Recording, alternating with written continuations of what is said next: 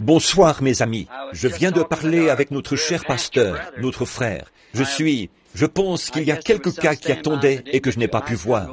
Je ne pouvais vraiment pas aller plus loin. Oh, les visions m'exténuent tellement, voyez. Et il y en a eu beaucoup, une quinzaine ou une vingtaine cet après-midi. Et ça m'épuise complètement. J'ai juste perçu un peu ici et là.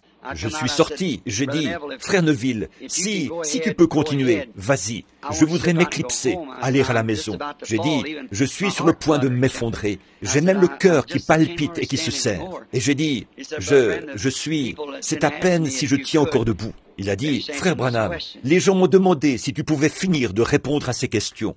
Je ne voudrais jamais me dérober à mon devoir. J'ai beaucoup d'estime pour frère Neville. Alors, peut-être que je vais prendre quelques minutes, faire tout mon possible. Et je sais qu'il y a... Billy est entré là. J'ai dit, est-ce que tu les as tous fait passer? Il a dit, papa, il y en a encore au moins une vingtaine qui sont là, qui attendent. Alors, je n'ai pas pu. Ça faisait plus de 30 personnes aujourd'hui. Et il y a eu des visions pour environ 25 d'entre elles. Alors, vous pouvez vous imaginer dans quel état je suis. Alors, je suis vraiment fatigué mentalement. Mais nous allons prier. Aborder sans tarder ces questions, reprendre là où nous nous étions arrêtés. Comme ça, si je vais en Arizona et que j'ai ces questions dans mon esprit, elles vont me poursuivre. Et je reviendrai très bientôt, si le Seigneur le veut. Et là, je parlerai du sujet, un jour, dès que possible, de ce qu'il en est exactement, du mariage et du divorce. Prions. Dieu bien-aimé, tu connais mon cœur et tu connais mon sentiment. Tu sais tout sur moi. Et je prie, ô Dieu, il y a beaucoup de gens. Je suis resté avec eux trop longtemps, Seigneur. Il y en a trop, mais je suis vraiment reconnaissant, car je ne crois pas qu'il y en ait un seul qui soit venu aujourd'hui sans avoir été aidé. Je crois que chacun est reparti heureux et satisfait.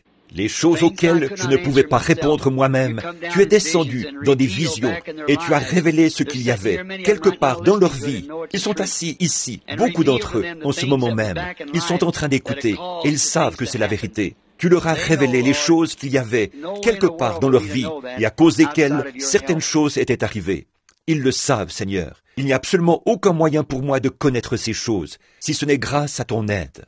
Et je te prie, Père Céleste, bien que je sois fatigué, par contre, je suis heureux d'être ton serviteur. Et je te prie de bénir ceux qui attendaient, tous ceux qui auraient voulu être admis.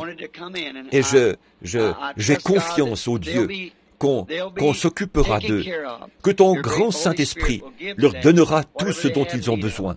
Aide-moi à terminer ces questions, Dieu bien-aimé, ou à m'y appliquer de mon mieux, pour que ton peuple obtienne réponse à ces questions. C'est moi qui leur ai demandé de les écrire. Ils les ont écrites, et je me considère comme tenu d'essayer de leur donner une réponse. Alors je te prie de me donner de la force, afin que je sois en mesure d'accomplir mon devoir envers toi et envers les gens. C'est au nom de Jésus que je fais cette prière. Amen.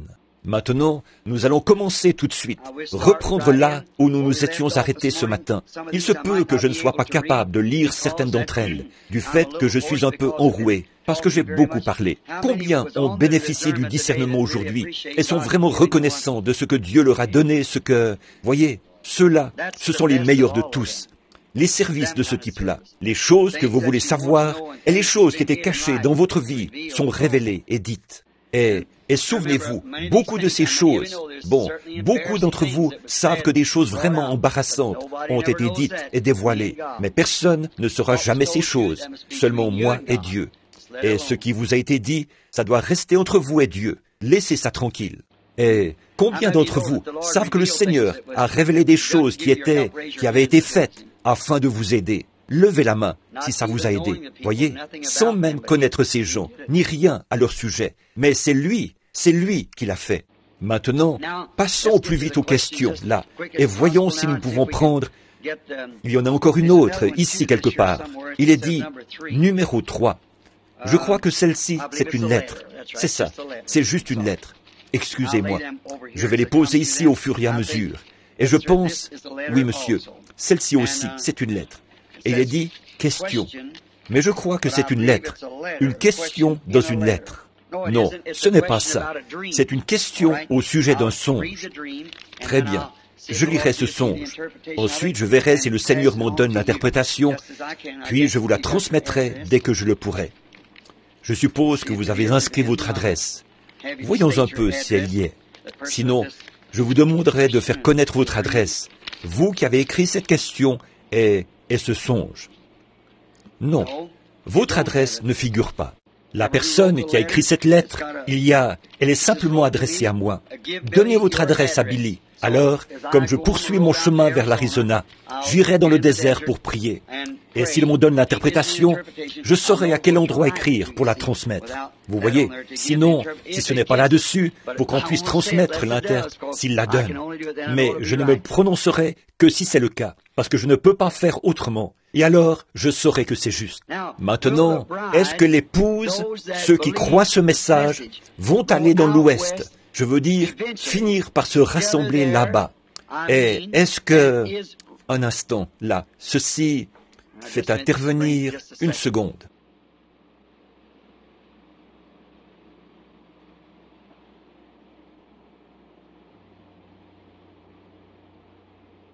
Oh, non, ce n'est pas ça. C'est écrit R-E-V, point.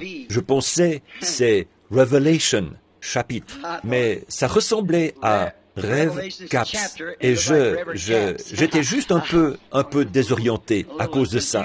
Si tu peux voir, ça y ressemble vraiment beaucoup. Tu vois, c'était Rêve Caps. Puis ça continuait ici. Non, tout est en ordre. Apocalypse, chapitre 12, parle de l'épouse? Non. Maintenant, est-ce que l'épouse va finir par aller dans l'Ouest, finalement? Pas que je sache. L'épouse est universelle, partout dans le monde.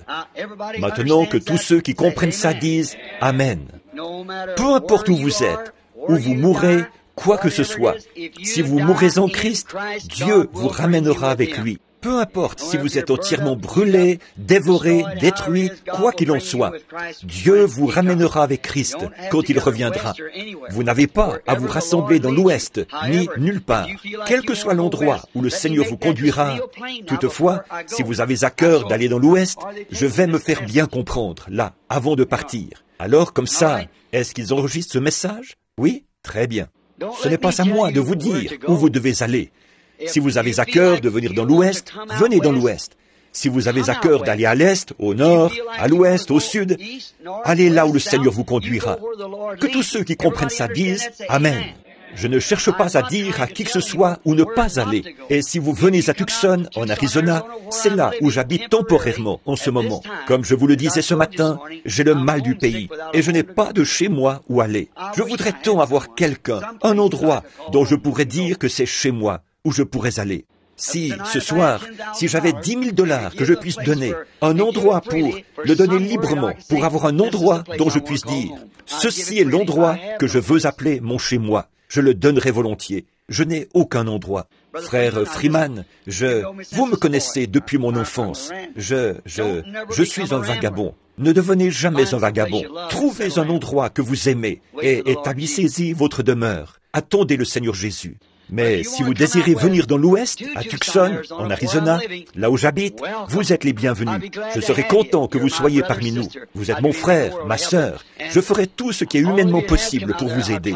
Et tous ceux d'entre vous qui sont venus là-bas, j'ai fait de mon mieux pour vous faire bon accueil, vous montrer tous les lieux que je connais, vous faire visiter les alentours. Je fais tout ce que je peux, et vous êtes toujours les bienvenus. Par contre, si vous y venez dans ces conditions-là, en pensant que l'épouse, ou quelque chose comme ça, que c'est de Tucson en Arizona, et de là seulement, qu'elle va monter, vous vous trompez. N'y venez pas pour ça. Ne venez pas pour ça, parce que c'est une erreur. Ce n'est pas vrai. Maintenant, Apocalypse, chapitre 12. Mais juste une chose, le Seigneur me révèle ou me parle, c'est que je viens d'avoir toutes ces visions. Vous voyez? Alors c'est assez difficile de les empêcher de venir, voyez? Mais il semble me parler de nouveau pour que j'en dise plus au sujet de cette question d'aller dans l'Ouest. Bon, comme je l'ai dit auparavant, je ne suis pas là-bas juste pour le plaisir d'être là-bas. Je suis là-bas parce que j'ai été conduit à être là-bas. Mais pour ce qui est de rester là-bas, d'en faire mon chez-moi, ça, je pense que c'est faux. Non, je pense que ce ne sera que pour un court laps de temps, jusqu'à ce que le but dans lequel Dieu m'envoyait là-bas ait été atteint. Je ne peux pas vous dire ici pourquoi j'y vais, mais je n'y irai pas juste pour le plaisir d'y aller. On demandait dans une question l'autre jour, nous savons pourquoi vous êtes allé en Arizona la première fois. C'était à cause de ces anges qui sont apparus. Pourquoi y êtes-vous retourné la deuxième fois? Vous vous souvenez que cette question est lue? Combien se souviennent que je suis revenu après ça et que j'étais assis là devant le docteur Livell? Je crois qu'il est quelque part dans le bâtiment. Et ma femme, je parlais de l'Arizona et du fait que nous restions ici. Et une main est apparue sur le mur et une lumière qui a écrit en traçant des lettres « Retourne en Arizona ». Combien se souviennent de ça? Voilà pourquoi je suis retourné là-bas. Sans savoir pourquoi j'y retournais. Et quand je suis arrivé là-bas, alors il a révélé pourquoi je devais y retourner. Et si je le dis, alors Satan va contrecarrer ça. Mais il ne connaît pas mon cœur.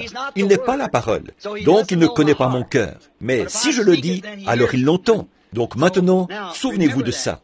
Or, quand j'ai dit l'autre jour, j'ai exprimé la chose un peu de sorte que ça vous a peut-être laissé sur une mauvaise impression. J'ai dit, ne venez pas en Arizona. Voyez, je ne voulais pas dire, ne venez pas. Ce que je voulais dire, c'est, si vous êtes conduit à venir, allez-y, venez. Si vous êtes conduit à aller en Californie, en Arizona, où que vous soyez. Mais si vous allez là-bas en disant, Frère Branham, je vais là-bas parce que je crois que vous allez rester là et prêcher la parole. Là, je crois que vous faites erreur. Voyez, le lieu où je prêche, c'est ici même. Dans ce tabernacle, le lieu, c'est ici. Je n'ai pas un seul service en Arizona.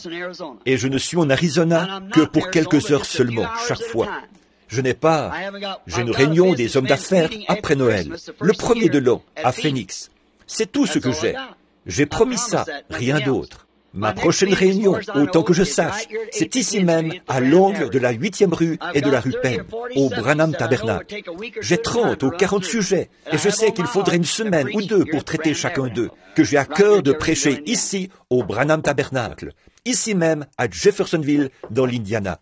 Et maintenant, si vous désirez vraiment aller quelque part, pour rester avec la parole, là où notre message n'est pas différent, c'est le même message que vous avez entendu toute votre vie. Seulement, il y a quelque chose de plus qui a été révélé, qui s'est ajouté à cela. Ce message est le même message que celui que Luther avait prêché, le même message que celui que Wesley avait prêché, le même message que celui que les pentecôtistes ont prêché. Seulement, il y a quelque chose qui y a été ajouté. Ce que c'est la révélation des sceaux. Ce que ces réformateurs avaient laissé en suspens, vous voyez, qui a été manifesté aujourd'hui, qui ne pouvait pas être connu en ce temps-là. Le message pentecôtiste ne pouvait pas être connu du temps de Luther ou de Wesley. Il fallait attendre jusqu'à l'âge pentecôtiste. Mais l'âge pentecôtiste n'est rien d'autre que l'âge luthérien à un stade plus avancé. Tout comme le maïs qui mûrit, ou n'importe quoi d'autre. Il en était de même pour l'Église. Si j'avais prêché ce soir, j'aurais prêché sur le sujet, je l'ai noté ici dans la Bible, la vigne qui avait été transférée d'Égypte en Palestine. Combien d'entre vous savent que Dieu a dit qu'Israël était sa vigne? Ensuite, là, je me reporte à Jésus comme étant la vigne. Et maintenant, l'Église, qui a été transférée dans le monde, elle n'a pas été plantée dans la terre, mais elle a été plantée en Christ. Elle ne peut donc pas faire autrement que de produire du fruit. Voyez? Et voilà ce qui devait être mon message pour ce soir, si j'avais prêché. Mais j'ai pensé que ce serait mieux de prendre ces questions. Alors j'ai simplement laissé ça de côté. J'apporterai peut-être ça à mon retour. Apocalypse chapitre 12 ne se rapporte pas à l'épouse. Apocalypse chapitre 12, je n'ai pas vérifié, mais je sais ce que c'est. Il s'agit de la femme qui se tenait dans le soleil, la lune sous ses pieds. La lune représentait la loi. La femme représentait Israël, l'Église. Et les 12 étoiles sur son front, c'étaient les 12 apôtres, les 12 âges de l'Église, et ainsi de suite, qui viennent de passer. Voyez? Et le soleil se trouvait à sa tête. En effet, vous voyez, la lune est une ombre du soleil, et la loi était une ombre des biens à venir. Et cette femme, c'est Israël, et non l'épouse. Maintenant, je ne m'attarderai pas trop, parce que je dois terminer ces questions.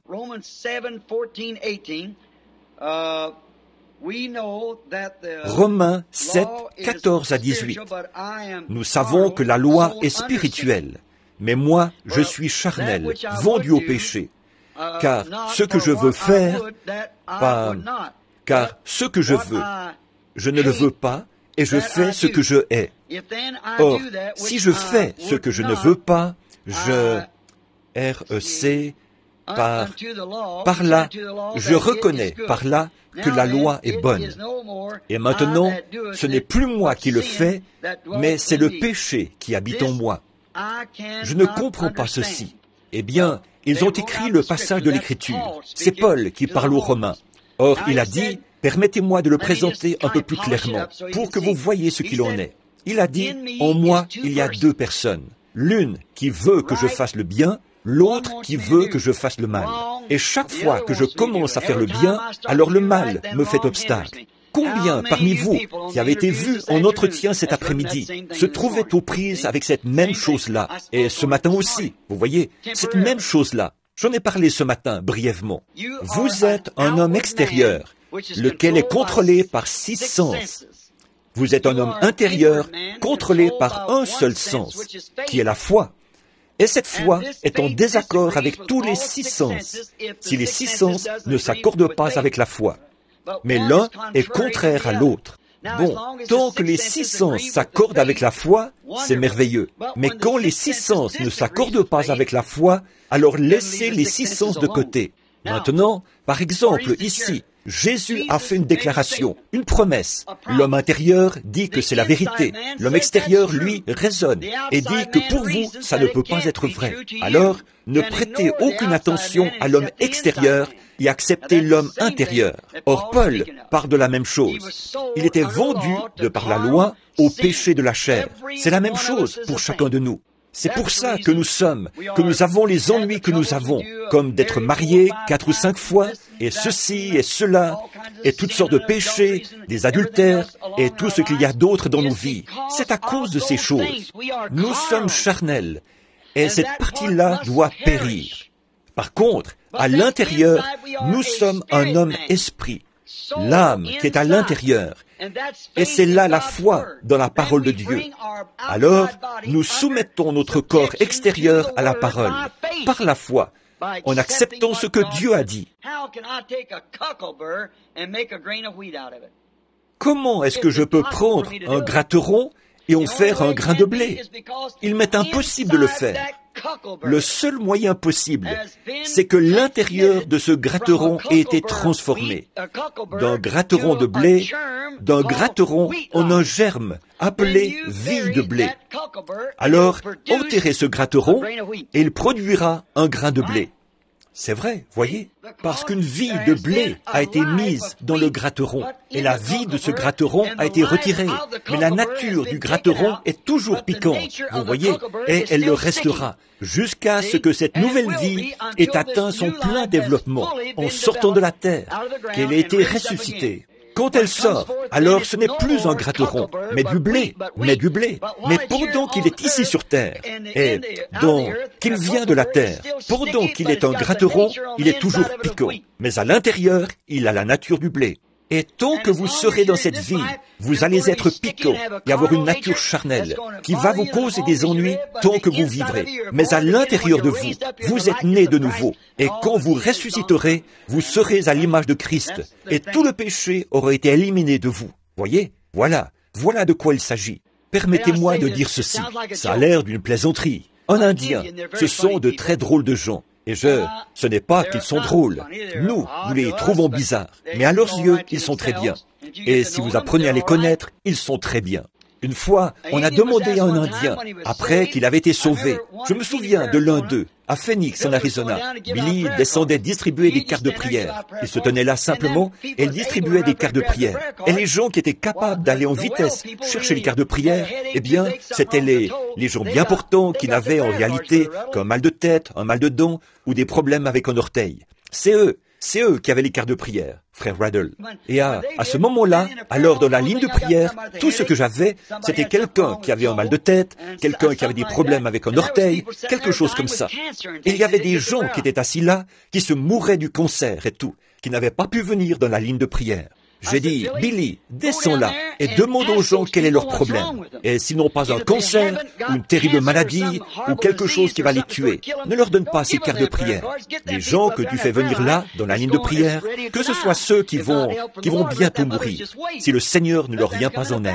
Les autres, qu'ils attendent, qu'ils passent dans une ligne rapide, ou quelque chose comme ça. Mais que ces gens qui sont sur le point de mourir, j'ai dit, pose-leur la question. Il a dit, eh bien, tu avais dit, bats simplement les cartes et distribue-les. C'est ce que je faisais.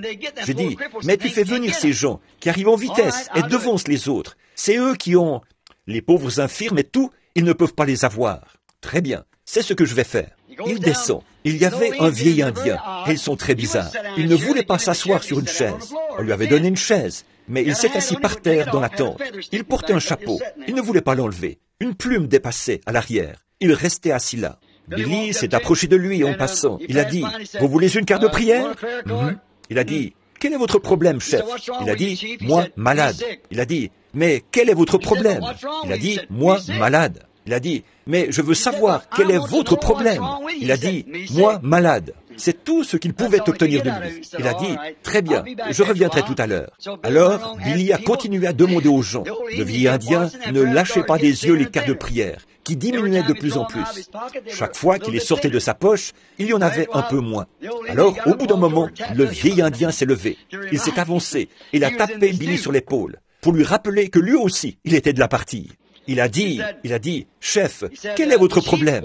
Il a dit, moi, malade. Il a dit, eh bien, chef, il faut me le dire. Papa a dit de ne pas donner ces cartes aux gens qui n'avaient que, disons, un mal de ventre, des maux de tête et ce genre de choses-là. Donne-les aux gens qui sont vraiment malades. Il a dit, quelle est la gravité de votre maladie, chef? Il a dit, moi, malade. Il l'a fait rasseoir. Et il n'avait presque plus de cartes. Quelques minutes, il ne lâchait pas ses cartes des yeux. Il est revenu. Elle a tapé encore sur l'épaule. Il a tendu la main. Billy a mis la carte dans sa main. Et il a dit, chef, allez écrire là-dessus. Moi, malade. Il est passé dans la ligne de prière. Et alors que je priais pour lui, je lui ai dit, croyez-vous, chef? Il a dit, exact. Et j'ai dit, eh bien, croyez-vous que Dieu va vous guérir? Il a dit, exact. J'ai dit, vous allez être un bon garçon? Il a dit, exact. Je l'ai rencontré à peu près une semaine plus tard. Je crois que frère Fred Sothman était là. C'est quand il y avait les réunions sous la tente. C'était à Phoenix. Et je l'ai rencontré un peu plus tard dans la semaine. J'ai dit, ça va bien, chef? Il a dit, exact. J'ai fini par découvrir en parlant à... Comment s'appelait ce missionnaire là-bas? Ce vieil homme avec une moustache blanche qui travaillait là-bas parmi les Apaches. Son nom m'échappe. Oh, c'est un brave vieillard. Sa femme était guérie du cancer, vous savez. Il a dit, frère Branham, c'est tout ce qu'il sait dire. Il a dit, je lui ai appris à dire, moi, malade. C'est tout ce qu'il sait dire. Exact. Alors c'est à peu près tout, vous voyez. Exact, moi, malade. Quelqu'un m'a raconté qu'une fois, il y en avait un qui s'était converti, qui avait reçu le Saint-Esprit, et il lui avait dit, « Comment ça va ?» Et il a dit, « Assez bien et assez mal. » Il a dit, « Eh bien, qu'est-ce que vous voulez dire par là? Assez mal et assez bien. » Il a dit, « Eh bien, depuis que moi recevoir le Saint-Esprit, il a dit, il y a 2 chiens en moi. L'un est un chien noir et l'autre un chien blanc. » Il a dit, « Ils se disputent tout le temps. » Il a dit, « Ils grognent et ils se battent. » Il a dit, « Le chien blanc veut que je fasse le bien, le chien noir veut que je fasse le mal. » Il a dit, « Eh bien, chef, lequel des deux gagne le combat ?» Il a dit, « Ça dépend. C'est celui que chef nourrit le plus. » Alors ça, je trouve que c'est une bonne réponse. Voyez, ça dépend seulement du combat qui se mène dans le corps, à l'intérieur de vous. Ça dépend de celui que vous nourrissez, de la nature que vous nourrissez. La nature charnelle, qui s'affectionne aux choses du monde, ou la nature spirituelle, qui s'affectionne aux choses de Dieu. C'est ça qui agit.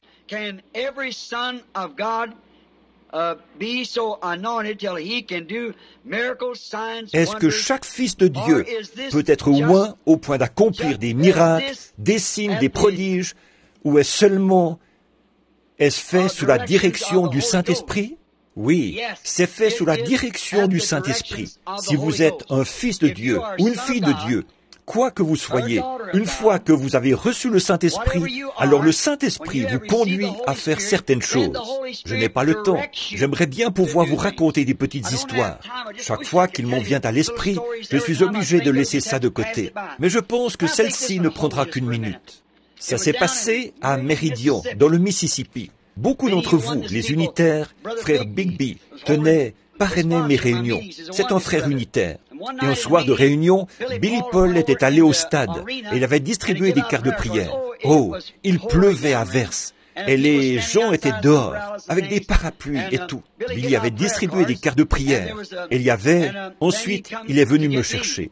Et sur ces entrefaites, pendant qu'il venait me chercher, il y avait une petite dame qui s'était assise en avant. Et il y avait une autre dame qui marchait avec un petit bébé. Elle essayait de le garder tranquille. Et cette petite dame qui était assise là, vêtue d'une petite robe de calicot, ou quelque chose comme ça, elle aussi, c'était une mère. Elle a aperçu cette dame, et le Saint-Esprit a parlé à cette femme, lui a mis à cœur, va prier pour ce bébé. Eh bien, elle a dit, la prochaine fois qu'elle passera, j'irai prier pour elle. Et quand elle est passée de nouveau, cette dame tenait une carte de prière. Oh, elle s'est dit, je ne pourrais pas prier pour ce bébé. Elle s'est dit, Frère Branham va prier pour ce bébé ce soir. Moi, qui suis-je pour prier pour ce bébé si Frère Branham va prier pour lui? Bon, ça, c'était respectueux et c'était gentil, mais ce n'est pas toujours la volonté de Dieu. Parfois, c'est autre chose. Le Saint-Esprit continue à lui dire, va prier pour ce bébé. Finalement, elle s'est dit, cette femme va me refuser net, sachant qu'elle a cette carte de prière, elle ne voudra pas que je prie pour ce bébé. Elle a amené son bébé ici, pas pour que moi je prie pour lui, mais pour que Frère Branham prie pour lui. Alors le Saint-Esprit continuait à dire, va prier pour ce bébé. Finalement, elle s'est dit, eh bien, pour me soulager de ce fardeau, je vais juste dire, je vais lui offrir ma place. Alors elle a dit, ma chère, une jeune mère qui parle à une autre, est-ce que tu as ce bébé? Elle a dit, est-ce que tu voudrais venir t'asseoir ici, prendre ma place? Elle a dit, oh ma chère, je ne voudrais pas prendre ta place. Elle a dit, j'essaie de garder mon bébé tranquille. Elle a dit, mais tu as l'air tellement fatigué et épuisé. Elle a dit, je le suis. Elle a dit, eh bien, assieds-toi ici, prends ma place. Elle a dit, je vois que tu as une carte de prière. Peut-être que Frère Branham va prier pour ton bébé. Elle a dit, nous espérons que ce numéro sera appelé. Elle a dit, eh bien, je l'espère aussi. Elle a dit, sœur, tu es chrétienne? Elle a dit, oh oui. Elle a dit, moi aussi, je suis chrétienne.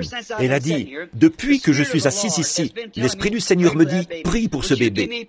Est-ce que tu me permets? Je sais que Frère Branham va prier pour ton bébé s'il est appelé. Tu n'as qu'à tenir ta carte, il va y venir. Elle a dit, mais si j'imposais les mains au bébé et que je faisais juste une petite prière pour que je me sente mieux et pour me dégager de ce qui me presse, est-ce que ça t'offenserait? Elle a dit, oh, bien sûr que non, ma chérie. Prie pour le bébé. C'était un enfant bleu. Donc, la jeune femme a prié pour lui. Elle a cédé sa place à cette dame. Elle est montée jusqu'au 3e balcon. Et elle était debout. Un chrétien, un frère qui était là-haut, par courtoisie, s'est levé et a offert un siège à cette dame. Alors elle s'est assise. Environ une demi-heure plus tard, je suis entré à la réunion. J'ai parlé pendant quelques minutes, puis j'ai appelé les cartes de prière. Et cette femme était la 3e ou la 4e de la ligne, avec ce bébé. L'autre était assise là. Elle disait, « Oh, merci Seigneur, moi qui prenais tellement pitié cette jeune mère, je crois que son bébé ira bien maintenant, parce que Frère Branham, ce n'est que la 3e ou la 4e, il va s'en occuper. » Elle disait, « Merci Seigneur, cette jeune mère assise là-haut, qui avait de la compassion pour ce bébé. » Bien. Alors, quand je me suis approché, j'allais prier pour ce bébé. Quand elle s'est approchée, eh bien, j'ai regardé la dame et j'ai dit, « Votre bébé, là, c'est un enfant bleu. Vous l'avez amené ici pour qu'on prie pour lui. Or, vous vous appelez Madame un tel, et vous êtes venu de tel endroit. Mais votre bébé est déjà guéri. Il y a une femme qui a eu un fardeau sur son cœur. Elle s'appelle Madame un tel. Elle est assise là-haut, au balcon. La première au bout de la 4e rangée, au 3e balcon. Elle a prononcé la prière de la foi pour ce bébé. Le bébé est déjà guéri. Elle a failli tomber de sa chaise, voyez? Maintenant, qu'est-ce qui se serait passé s'il n'avait pas fait ça? Vous voyez ce que je veux dire? Or, cette femme pouvait avoir plus de compassion pour ce bébé, une mère pour un bébé, que moi, je pouvais en avoir pour ce bébé. Voyez? Et puisque cette mère, voyez, est-ce que nous pouvons tous faire des miracles? Oui, quand vous êtes sous la direction du Saint-Esprit pour faire des miracles, allez les faire, parce que c'est dirigé par le Saint-Esprit. Maintenant, si cette femme n'avait pas exécuté ce que Dieu lui avait dit, peut-être qu'elle aurait alors reçu une réprimande de l'Esprit. Vous voyez, elle aurait désobéi à Dieu. Toujours, si vous êtes chrétien et que quelque chose vous persuade de faire quelque chose, allez le faire. Allez le faire. N'en doutez pas. Allez le faire. J'aimerais poser une question. Est-ce que... En voici encore une autre comme ça. Ou bien, je l'ai prise dans la mauvaise... Oui, c'en est une de ce matin. Une femme qui porte un pyjama, est-ce que ça se classe dans les vêtements d'homme? Celle-ci a dû être mélangée, ici, avec ces autres questions. Frère Branham, était-ce Dieu qui faisait la chose? Était-ce Dieu? Était-ce moi qui faisais la chose qui est arrivée quand la bande... Oh oui, Nous avons eu celle-là ce matin. Je dois en avoir mélangé quelques-unes. Je devrais les déchirer, mais ça me coûte de le faire. Frère Branham, qui peuplera la terre à l'extérieur de la ville céleste? Expliquez l'ange qu'à chaque personne et qui demeure avec elle de la naissance à la mort. Très bonne question. Je n'aime pas laisser ces questions de côté. Ce sont de bonnes questions. Et je veux que mes enfants connaissent ces choses. Voyez? Maintenant, qui peuplera la terre à l'extérieur de la ville? À l'extérieur, ce sont les rachetés qui peupleront la terre, à l'extérieur de la ville. Mais ceux-ci ne seront pas l'épouse qui a été appelée et élue. L'épouse habitera à l'intérieur du royaume avec le roi. À l'extérieur, il y aura les rois de la terre qui travailleront et qui apporteront leur labeur, qui apporteront non pas leur labeur, mais qui apporteront leurs fruits dans la ville. Et les portes ne se fermeront pas la nuit. Maintenant, cette lumière au sommet de la montagne n'éclairera pas le monde entier. Elle n'éclairera que la ville, mais elle pourra être vue à distance, à des milliers de kilomètres peut-être. Mais elle n'éclairera pas la terre. En effet, la Bible dit que dans le nouveau monde, d'un sabbat à l'autre et d'une nouvelle lune à l'autre, voyez, les gens se présenteront devant le Seigneur à Sion, monteront à la ville pour y adorer. Donc, ils seront à l'extérieur de la ville, non pas l'épouse, mais les gens qui reviendront à la seconde résurrection, qui seront cultivateurs, tout comme Adam l'était, et ainsi de suite, et jardiniers. Mais le roi et la reine resteront dans la ville. Expliquez l'ange qu'à chaque personne et qui demeure avec elle depuis la naissance. Maintenant, si vous remarquez, or ceci, c'est assez profond. Bon, je n'ai pas du tout, je viens juste de l'apprendre là. C'est écrit en partie à la machine et en partie au crayon ou au stylo. Or, il y a un ange, mais cet ange de l'Éternel, il campe autour de ceux qui les craignent, qui le craignent. Voyez? Or, il n'a pas été promis aux pécheurs d'avoir des anges.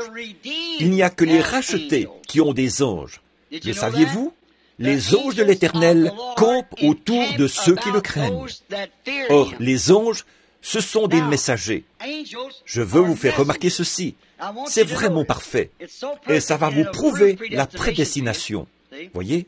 Maintenant, quand un petit bébé prend forme sous le cœur de sa mère, et vous, les petits enfants qui comprenez ces choses, vous voyez, le Seigneur vous a donné à maman. Et elle vous a porté sous son cœur, parce que vous êtes près de son cœur. Puis un jour, le Seigneur est descendu et vous a détaché du cœur de maman. Il vous a séparé de son cœur, mais vous serez toujours dans son cœur.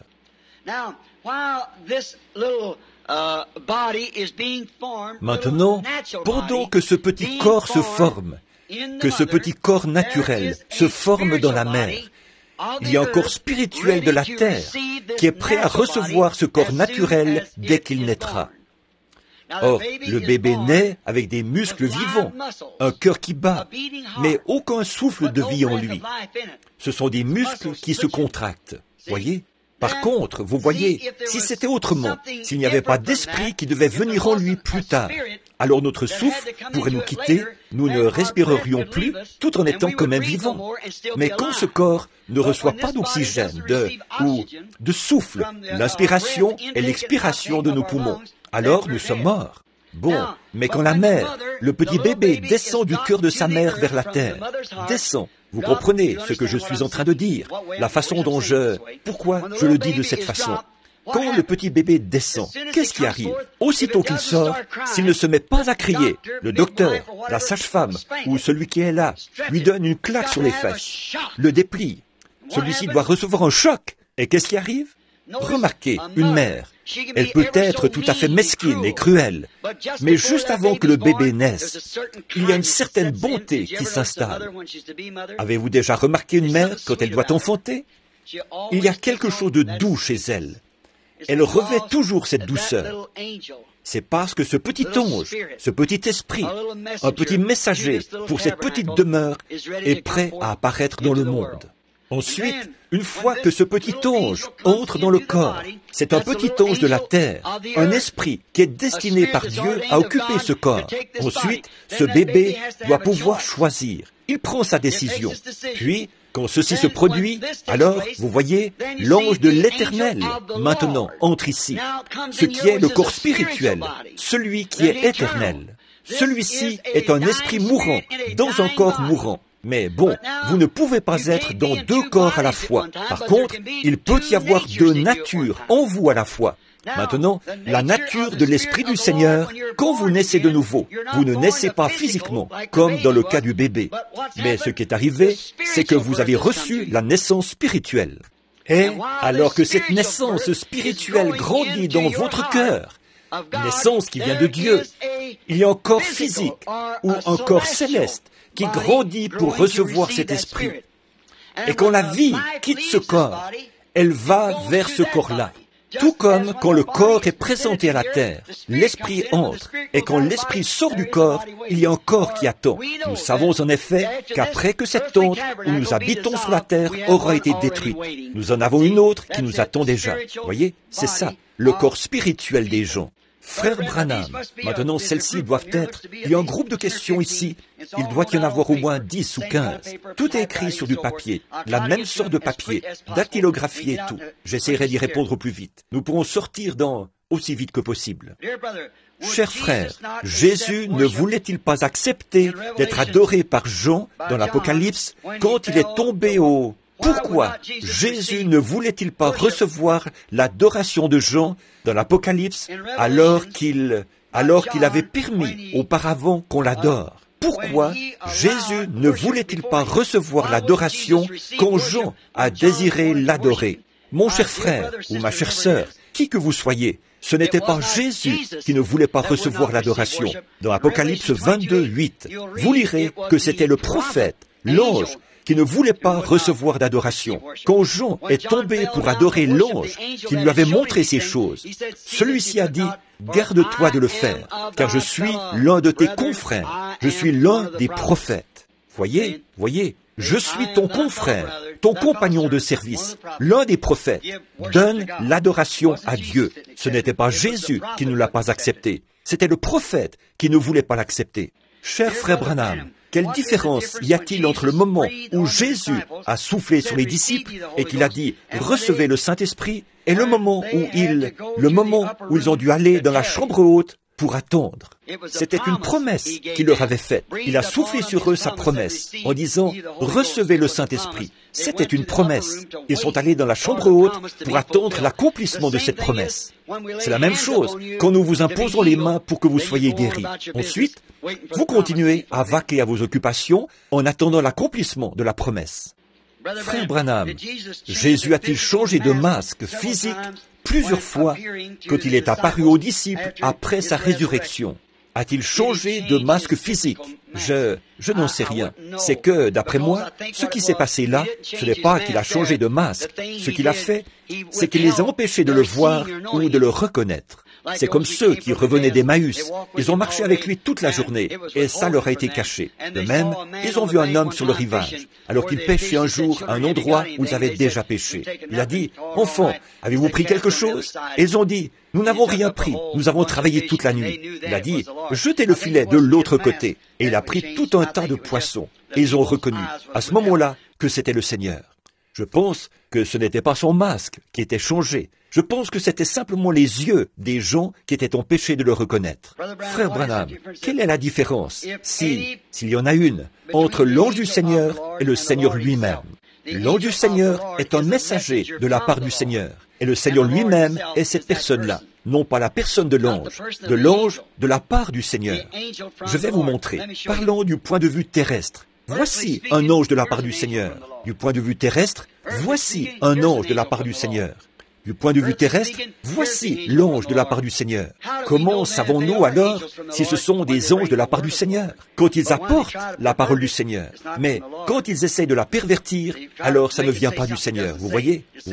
Quand ils essayent de lui faire dire quelque chose qu'elle ne dit pas. Dire simplement, puis il y a un ange surnaturel qui descend de la part du Seigneur. Un messager, comme Gabriel et Michel, Absinthe et ainsi de suite. Ce sont leurs noms. Frère Branham, qu'est-ce qui ne va pas, apparemment, au jour où nous vivons, chez quelqu'un qui est croyant, qui suit le message et le messager d'aujourd'hui, mais qui, semble-t-il, n'arrive pas à prier comme il le voudrait? C'est une bonne question. Je crois, frères, sœurs, qui que soit la personne qui a posé cette question, que c'est à cause des conditions actuelles. Le réveil est terminé. Le réveil a duré quelques 15 ans, et jamais auparavant ça n'avait duré plus d'environ 3 ans. Je crois qu'on a reçu le dernier réveil. Et je crois que c'est pour ça que vous n'arrivez pas à prier et à vous sentir dans l'esprit comme autrefois. C'est parce que les feux du réveil se sont éteints. Frère Branham, s'il vous plaît, expliquez comment une personne peut savoir si les pensées qu'elle a viennent d'elle ou si c'est le diable qui met des pensées dans son esprit pour lui faire penser du mal. Surtout si on sait qu'on ne veut pas penser ces choses. Alors, si c'est contraire à la parole, c'est la pensée du diable. Si c'est conforme à la parole, c'est la pensée de Dieu. Si ce sont de mauvaises pensées, c'est le diable. Si ce sont de bonnes pensées, de la parole et de Dieu, c'est la pensée de Dieu. Dans le cas où c'est le diable qui met des pensées dans l'esprit au sujet d'une certaine chose, comment peut-on vaincre cela ou s'en débarrasser? Prenez exactement l'inverse. Si le diable vous fait penser si vous savez que vous êtes un chrétien et qu'il essaie de vous faire penser que vous n'êtes pas un chrétien, prenez simplement l'inverse. Dites, je suis un chrétien. Tant que votre expérience s'accorde avec la parole de Dieu, dites, je suis chrétien. C'est la même chose pour tout le reste. Quand vous répondrez à ceci, s'il vous plaît, priez pour que je vainque ceci, car je ne suis pas seul. Que Dieu vous accorde cette victoire, qui que vous soyez. Que vos pensées soient tout de suite ramenées de l'autre côté et dites, je suis un chrétien, je suis un croyant. Satan, tu n'as aucune prise sur moi. Franchement, je me tiens ici même, en ce moment, en train de dire la même chose. Je me retiens pour ne pas m'évanouir ici à la chair. C'est vrai, 4 ou 5 fois, j'ai failli m'effondrer sur la chair. C'est la vérité. Dieu sait que c'est vrai. Quand quelqu'un se rend compte qu'il a un complexe d'infériorité ou un complexe quelconque, comment peut-il vaincre cela? Donc, cette chose serait-elle causée par le fait que, pendant son enfance, il était fils unique? Prenez exactement le contraire. Si vous voulez toujours imposer votre volonté, un enfant gâté qui veut toujours n'en faire qu'à sa tête, alors faites volte-face. Prenez de tout votre cœur la direction opposée. Si vous êtes égoïste et que vous voulez tout garder pour vous, alors commencez à donner ce que vous avez. Voyez, faites tout ce que... Prenez simplement la direction inverse. C'est ça le moyen de vaincre n'importe quoi. C'est un contrepoison. Vous, ma vieille mère du Sud, avait l'habitude de dire, le poil du dos du chien calme la morsure. Et ça s'applique aussi pour ceci.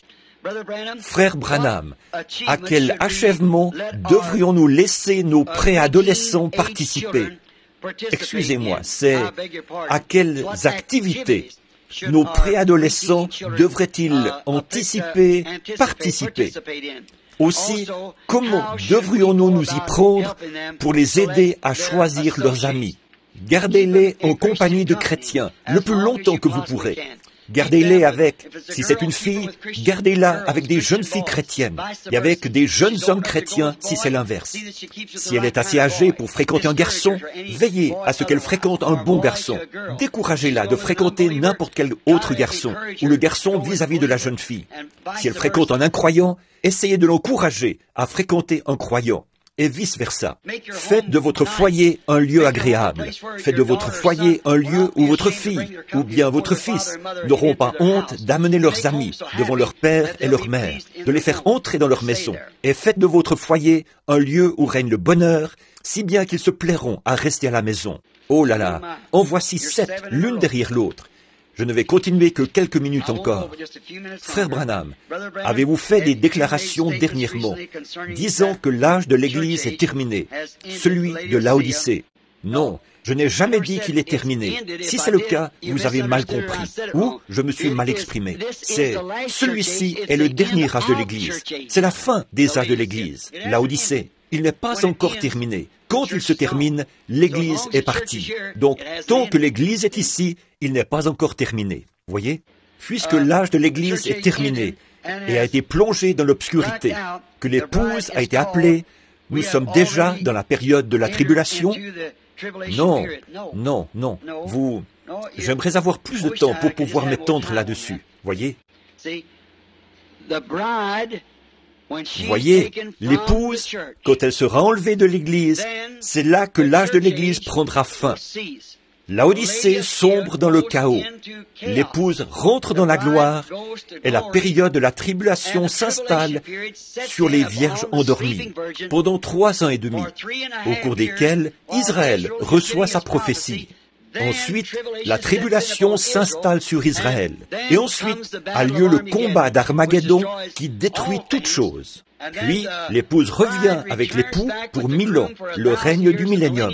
Après cela vient le jugement du trône blanc. Après cela viennent les nouveaux cieux et la nouvelle terre, et la nouvelle ville qui descend du ciel d'auprès de Dieu.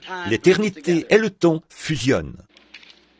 Le Saint-Esprit vous a dit que les trompettes n'ont rien à voir avec l'épouse. Est-ce que les 7 coupes ont quelque chose à voir avec nous? Je vais attendre pour voir si le Saint-Esprit le révèle de cette manière. Je ne sais pas encore. Le prophète de Malachie 4 sera-t-il celui qui appellera le reste des nations d'Apocalypse 7, 9? Bien que ces gens-là passent par la période de la tribulation.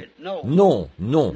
Après, Apocalypse 7, c'est là qu'il a vu les 144 000 scellés. Et après ça, ce qu'il a vu paraître, revenir, c'était cette grande foule que personne ne pouvait compter, c'est-à-dire l'épouse. Ça devra, Malachie 4, ce sera terminé. L'épouse aura été enlevée au ciel. Et ensuite, ce groupe de Élie et Élisée reviennent sur la terre pour...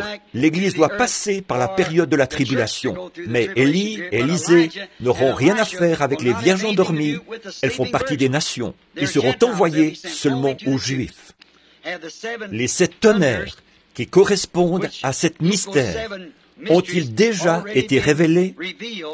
Ont-ils été révélés dans les 7 sceaux, mais sans que jusqu'ici, ils nous soient encore connus comme étant les tonnerres? Non, ils ont été révélés dans les 7 sceaux. C'est à ça que les tonnerres se rapportaient. Ils devaient révéler les 7 tonnerres qui ont fait entendre leur voix, et personne n'arrivait à comprendre ce que c'était. Jean savait ce que c'était, mais il lui était défendu de l'écrire.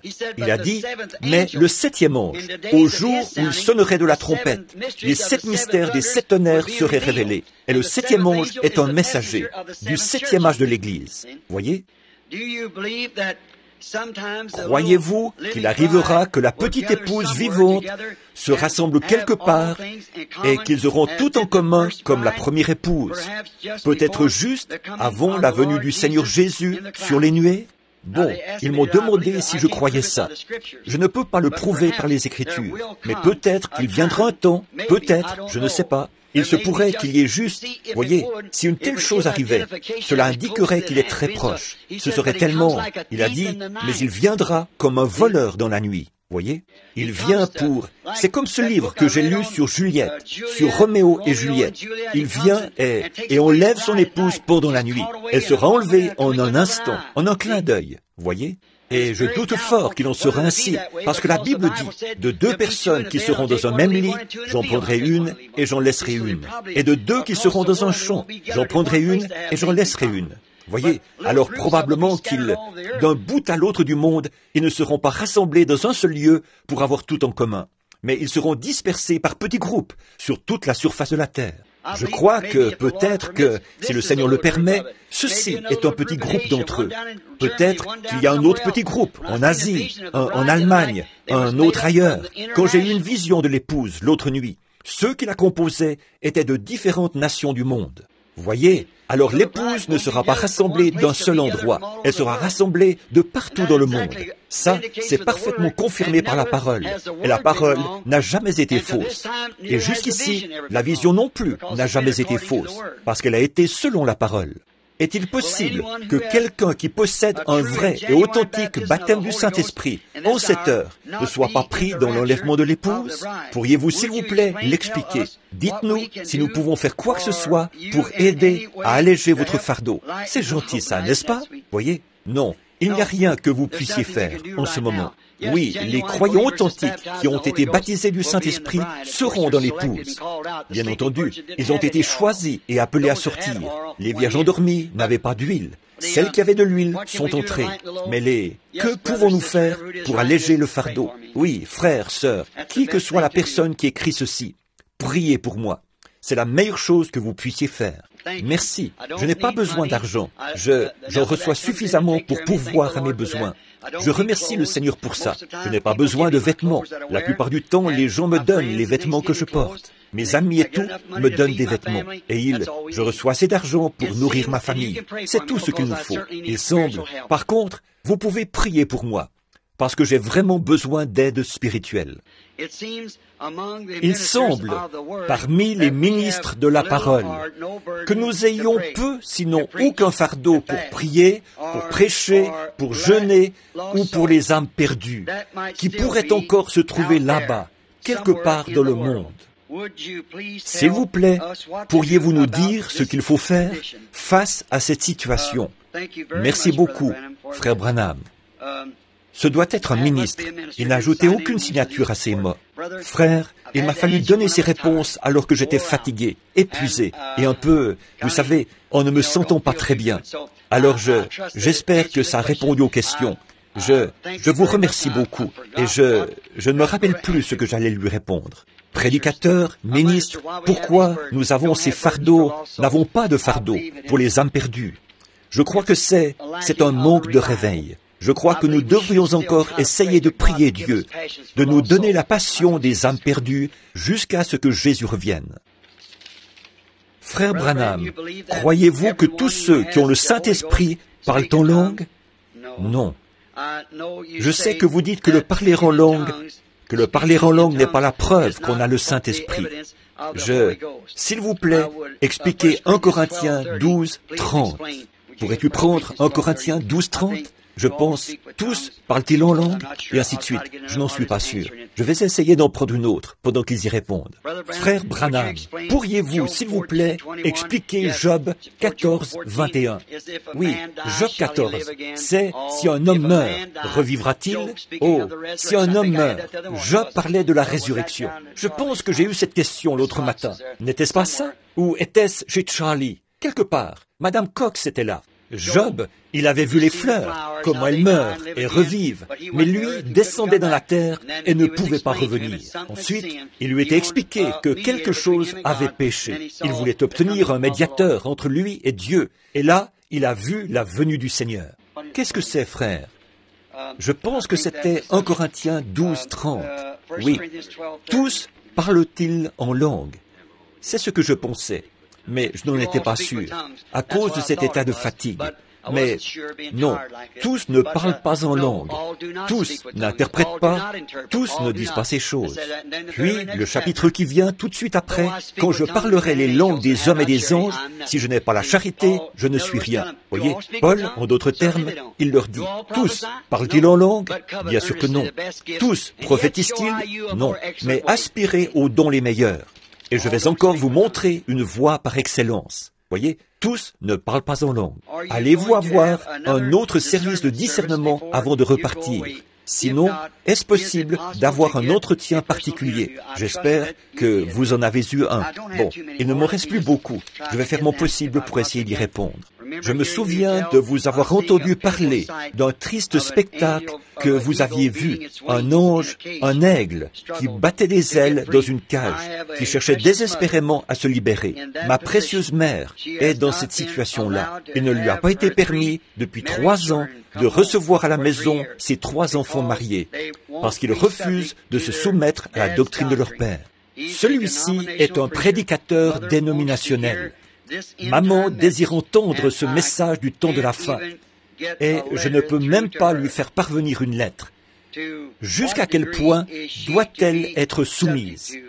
Y a-t-il quelque chose que je puisse faire à part prier? Ce serait la seule chose à faire, que je sache. Son mari, qui est ministre, ne veut pas lui laisser entendre la parole. Elle veut l'entendre, mais il ne veut pas lui permettre de l'entendre. Alors priez simplement pour elle. Je crois que cette femme est sauvée, bien entendu.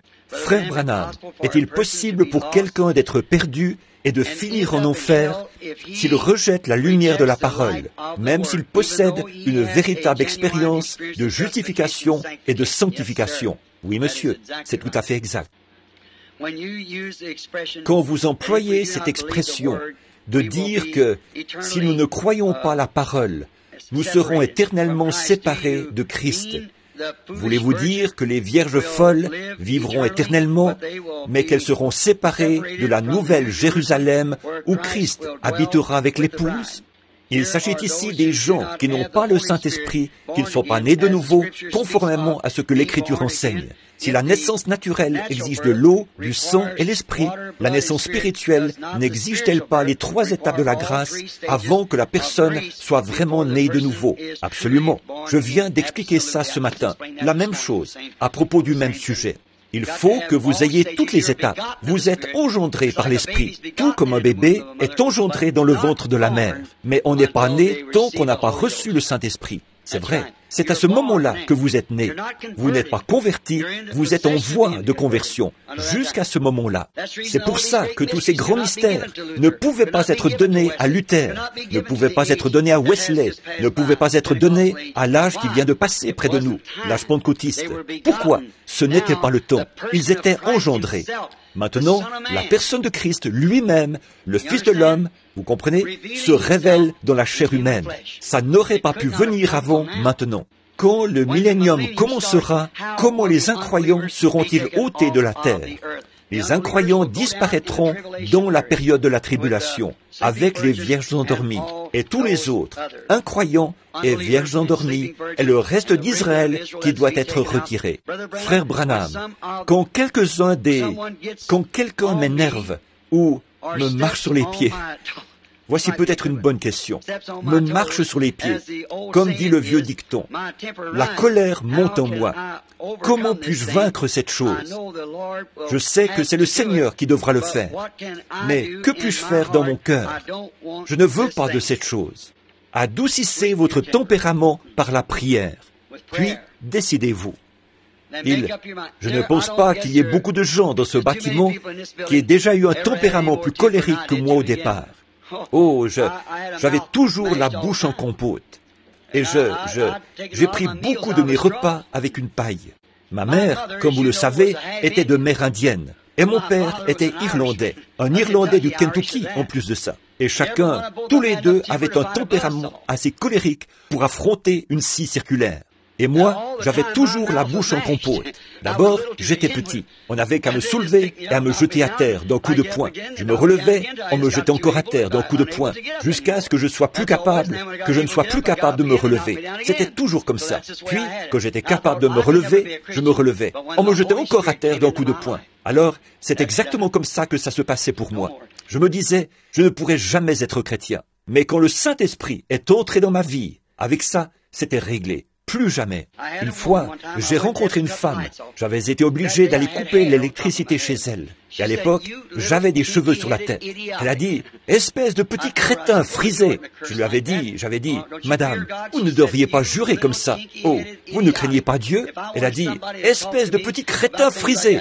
Si je voulais que quelqu'un me parle de choses comme ça, je n'irais pas chercher un imbécile comme toi. » Ouh ! Puis elle m'a appelé d'un nom grossier.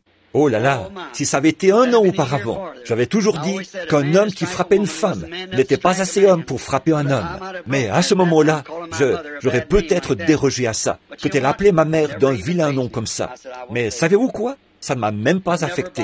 J'ai dit, je prierai pour vous. Pas dérangé du tout. J'ai su à ce moment-là qu'il m'était arrivé quelque chose. Oui, monsieur. Oh là là, vous êtes au courant des vilaines choses que j'ai faites quand j'étais un gamin. J'étais bagarreur. À un moment donné, j'ai failli tuer 5 hommes. J'avais pris un fusil chargé de 16 balles. Et alors que ces garçons m'avaient battu parce que je venais du Kentucky, c'était leur seule raison.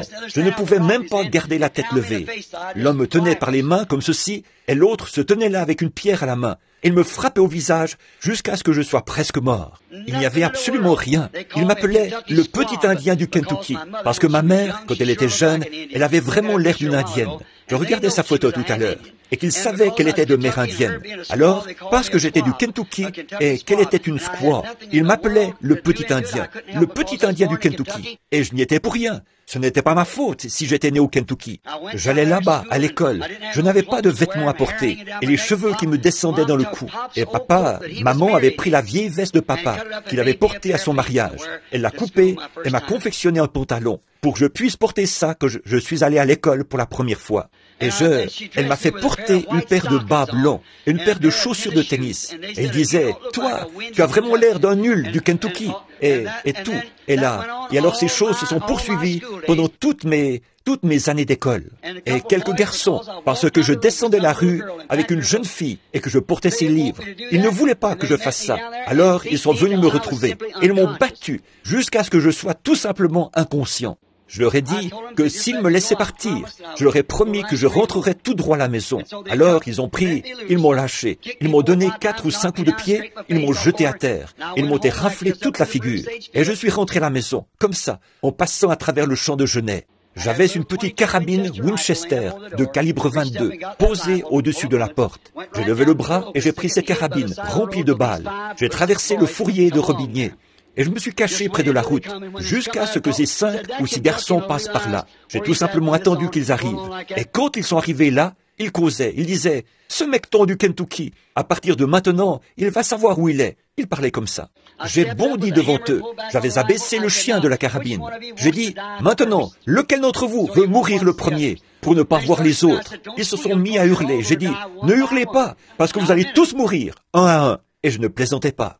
Alors là, ils se sont mis à hurler. J'ai épaulé et clac, le fusil a fait un bruit sec. J'y ai introduit une autre cartouche. Clac, il a fait un bruit sec. Une autre cartouche. Clac, il a fait un bruit sec. J'ai éjecté 16 cartouches sur le sol.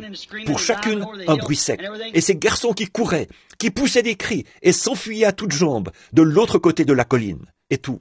Et après qu'ils sont partis, je me suis tenu là. Et j'étais tellement en colère que je ne pleurais pas. Je riais comme un perdu. Et les larmes ruisselaient de mes yeux. Ça, c'est un tempérament colérique. S'il n'y avait pas eu Dieu, j'aurais été un meurtrier. J'ai ramassé ces cartouches et je les ai remises dans la carabine. Et pan, pan, les coups partaient très bien. Vous parlez d'une grâce. Où sont les vierges folles pendant le millénium? Pendant le millénium, elles sont dans la tombe. Les autres morts ne revinrent pas à la vie avant 1000 ans. Y aura-t-il ou y a-t-il maintenant un lieu où les poules se rassemblent pour y vivre, comme quand Moïse avait conduit les enfants d'Israël? Je vais répondre à cette question pour vous. Ça vient de m'être révélé. Je vais vous dire la vérité. Oui, monsieur, il y a un lieu où toutes les poules se rassemblent. Vous voulez savoir où c'est? En Christ. Exactement. Rassemblez-vous simplement là. Nous y sommes tous ensemble.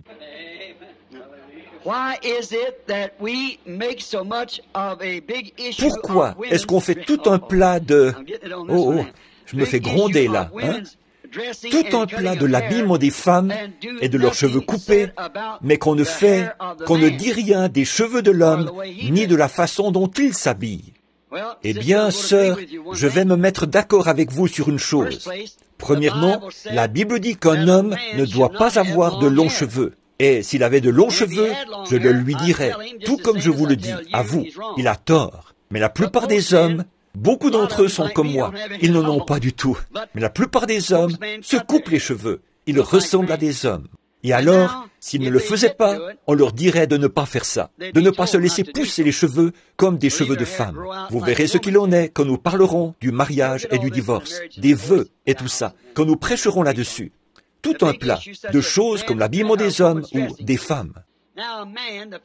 Bon, un homme, d'abord, le corps d'un homme n'est pas une tentation comme celui de la femme.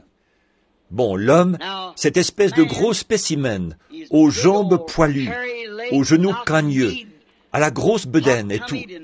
Il a l'air d'un vrai désastre. Lui, il n'a rien de tentant.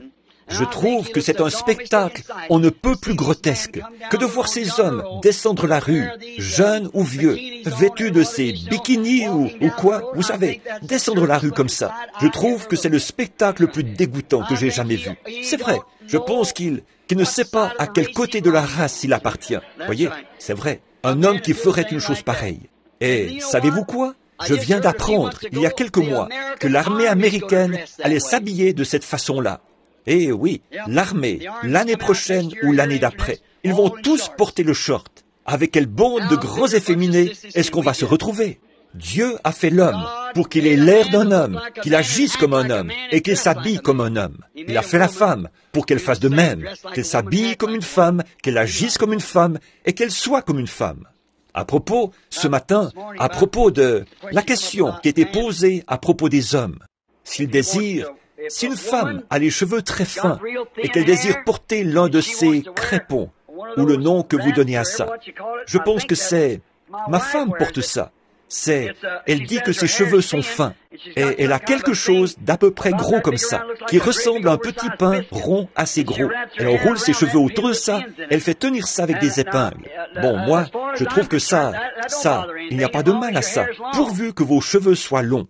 Un ministre a dit que sa femme se sentait culpabilisée parce qu'elle avait de la teinture dans les cheveux. Et j'ai découvert, d'après une question, que ça veut dire un colorant ou une coloration dans les cheveux. Je ne peux pas dire que c'est mal. Je n'ai rien à ce sujet, pourvu qu'elle ait de longs cheveux. C'est tout ce que je peux dire là-dessus. Et maintenant, l'homme, la personne qui parlait ce matin, d'enlever ses cheveux et de les remettre. Maintenant, voici encore quelque chose au sujet d'une chevelure coupée. Voyez? Or, si un homme n'a pas de cheveux et que sa femme, j'ai entendu des femmes qui disaient, eh bien, si seulement je pouvais convaincre Jean, moi je trouve qu'il serait plus beau s'il portait un postiche. Qu'en pensez-vous, frère Branham? Est-ce mal pour lui de faire ça? Mais non, absolument pas. Ce n'est pas mal, pas du tout. S'il veut en porter un, c'est bien, tout aussi bien que de porter des fausses dents, ou autre chose selon le besoin. Au fait, j'ai moi-même 3 fausses dents. Je voudrais bien ne pas les avoir. Elles sont fixées sur broche. Ça diminue toujours l'intensité de ma voix. Ça me coupe la langue et tout, mais je dois les porter pour manger. Et quand je vais outre-mer, dans ces réunions plein air, je porte un postiche, non pas pour l'apparence, parce que vous savez que je me tiendrais ici, même si je n'avais pas un seul cheveu sur la tête, ou quoi que ce soit. Pour moi, ça ne changerait rien. Je suis ici pour représenter Jésus-Christ. Mais la première soirée où je me tiens là, sous un orage tropical, le lendemain soir, j'ai tellement mal à la gorge que je ne peux pas y retourner. Et donc, si c'était quelque chose que je désirais faire et que j'avais à cœur de le faire, je le ferais. Oui, monsieur, il n'y a absolument rien qui l'interdit. Il n'y a absolument rien qui vous interdit, sœur, de porter un crépon ou un postiche ou quelque chose dans vos... C'est parfaitement en ordre. Mais que vos cheveux restent longs. Et vous, les hommes, coupez les vôtres. Ceux que vous avez, tenez-les coupés. Voyez? Alors, ça règle la question. Et vous, les femmes, habillez-vous comme des femmes. Et vous, les hommes, habillez-vous comme des hommes. Ne cherchez pas à être efféminés en portant des vêtements de femmes. Et vous, les femmes, ne cherchez pas à être masculines en portant des vêtements d'hommes. Parce que Dieu ne veut pas que vous le fassiez. La Bible condamne ça. Mais maintenant, pour ce qui est de porter un postiche ou de porter des cheveux, eh bien, qu'est-ce que c'est, ces espèces de crépons? Est-ce que j'ai fait une erreur tout à l'heure? Serait-ce plutôt une souris? C'est quelque chose que les femmes mettent dans leurs cheveux pour les faire paraître plus, quel que soit le nom qu'on donne à ça, voyez, il n'y a rien à redire là-dessus. Allez-y, c'est en ordre. Frère Branham, une sœur a fait environ 1300 kilomètres pour venir au tabernacle. Et elle disait croire que vous êtes Jésus-Christ incarné. S'il vous plaît, parlez de ceci. Elle était très impatiente d'essayer de dire aux autres ce qu'elle pense. Impatience. Très bien. Bon, bien entendu, cette sœur était dans l'erreur. Je ne suis pas Jésus-Christ. Je suis son serviteur. Nous avons expliqué ça tant de fois. Mais, j'ai presque terminé. Là, priez seulement pour moi. Ça prendra encore juste un petit moment. Frère Branham, est-ce que vous aimeriez entendre celle qui reste en faisant aussi vite que possible? Frère Branham, une fois, j'ai failli que Dieu m'avait fait... Une fois, j'ai senti que Dieu m'avait fait une promesse comme à Sarah. Il y avait une question, mais la promesse est venue par la suite. Est-ce que la promesse était de Dieu? Je savais que celle de Sarah l'était. Mais je sens que le temps est tellement court. Nous aimons votre ministère et celui qui vous a appelé. C'est gentil, n'est-ce pas? Aimons votre ministère et celui qui vous y a appelé. Et donc, nous vous aimons. Oh, ils ont signé. Merci, sœurs et frères. Une question. Oui, très bien.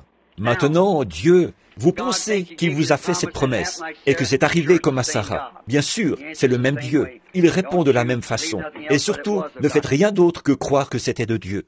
Frère Branham, j'aimerais vous poser certaines questions concernant la Bible. S'il vous plaît, expliquez Marc. J'ai répondu à celle-là. J'ai répondu à ça. Marc 16. Nous avons répondu à ça l'autre jour. Je me souviens. Voyons un peu. Cher frère Branham, s'il vous plaît, expliquez Matthieu chapitre 22, verset quand... Nous avons répondu à celle-là, voyez. Vous vous souvenez l'autre jour, je vais vous montrer. Vous voyez, c'est juste ici, 22. Comment ce convive est-il entré au souper des noces? Celui qui avait un habit, mais qui n'avait pas revêtu un habit de noces. Souvenez-vous, j'ai fait une petite plaisanterie à ce sujet. J'ai dit, un frère dénominationnel qui est entré par la fenêtre et non par la porte. La porte, c'est la parole. Vous avez dit que Caïn était de la semence du serpent. Pourquoi Ève a-t-elle dit « J'ai acquis un homme de par l'Éternel » C'est celle que j'essayais de trouver ce matin. J'ai inscrit là les versets qui s'y rapportent. Il se peut que je sois en train de faire marche arrière. C'est ce que j'espère. J'en trouve ici.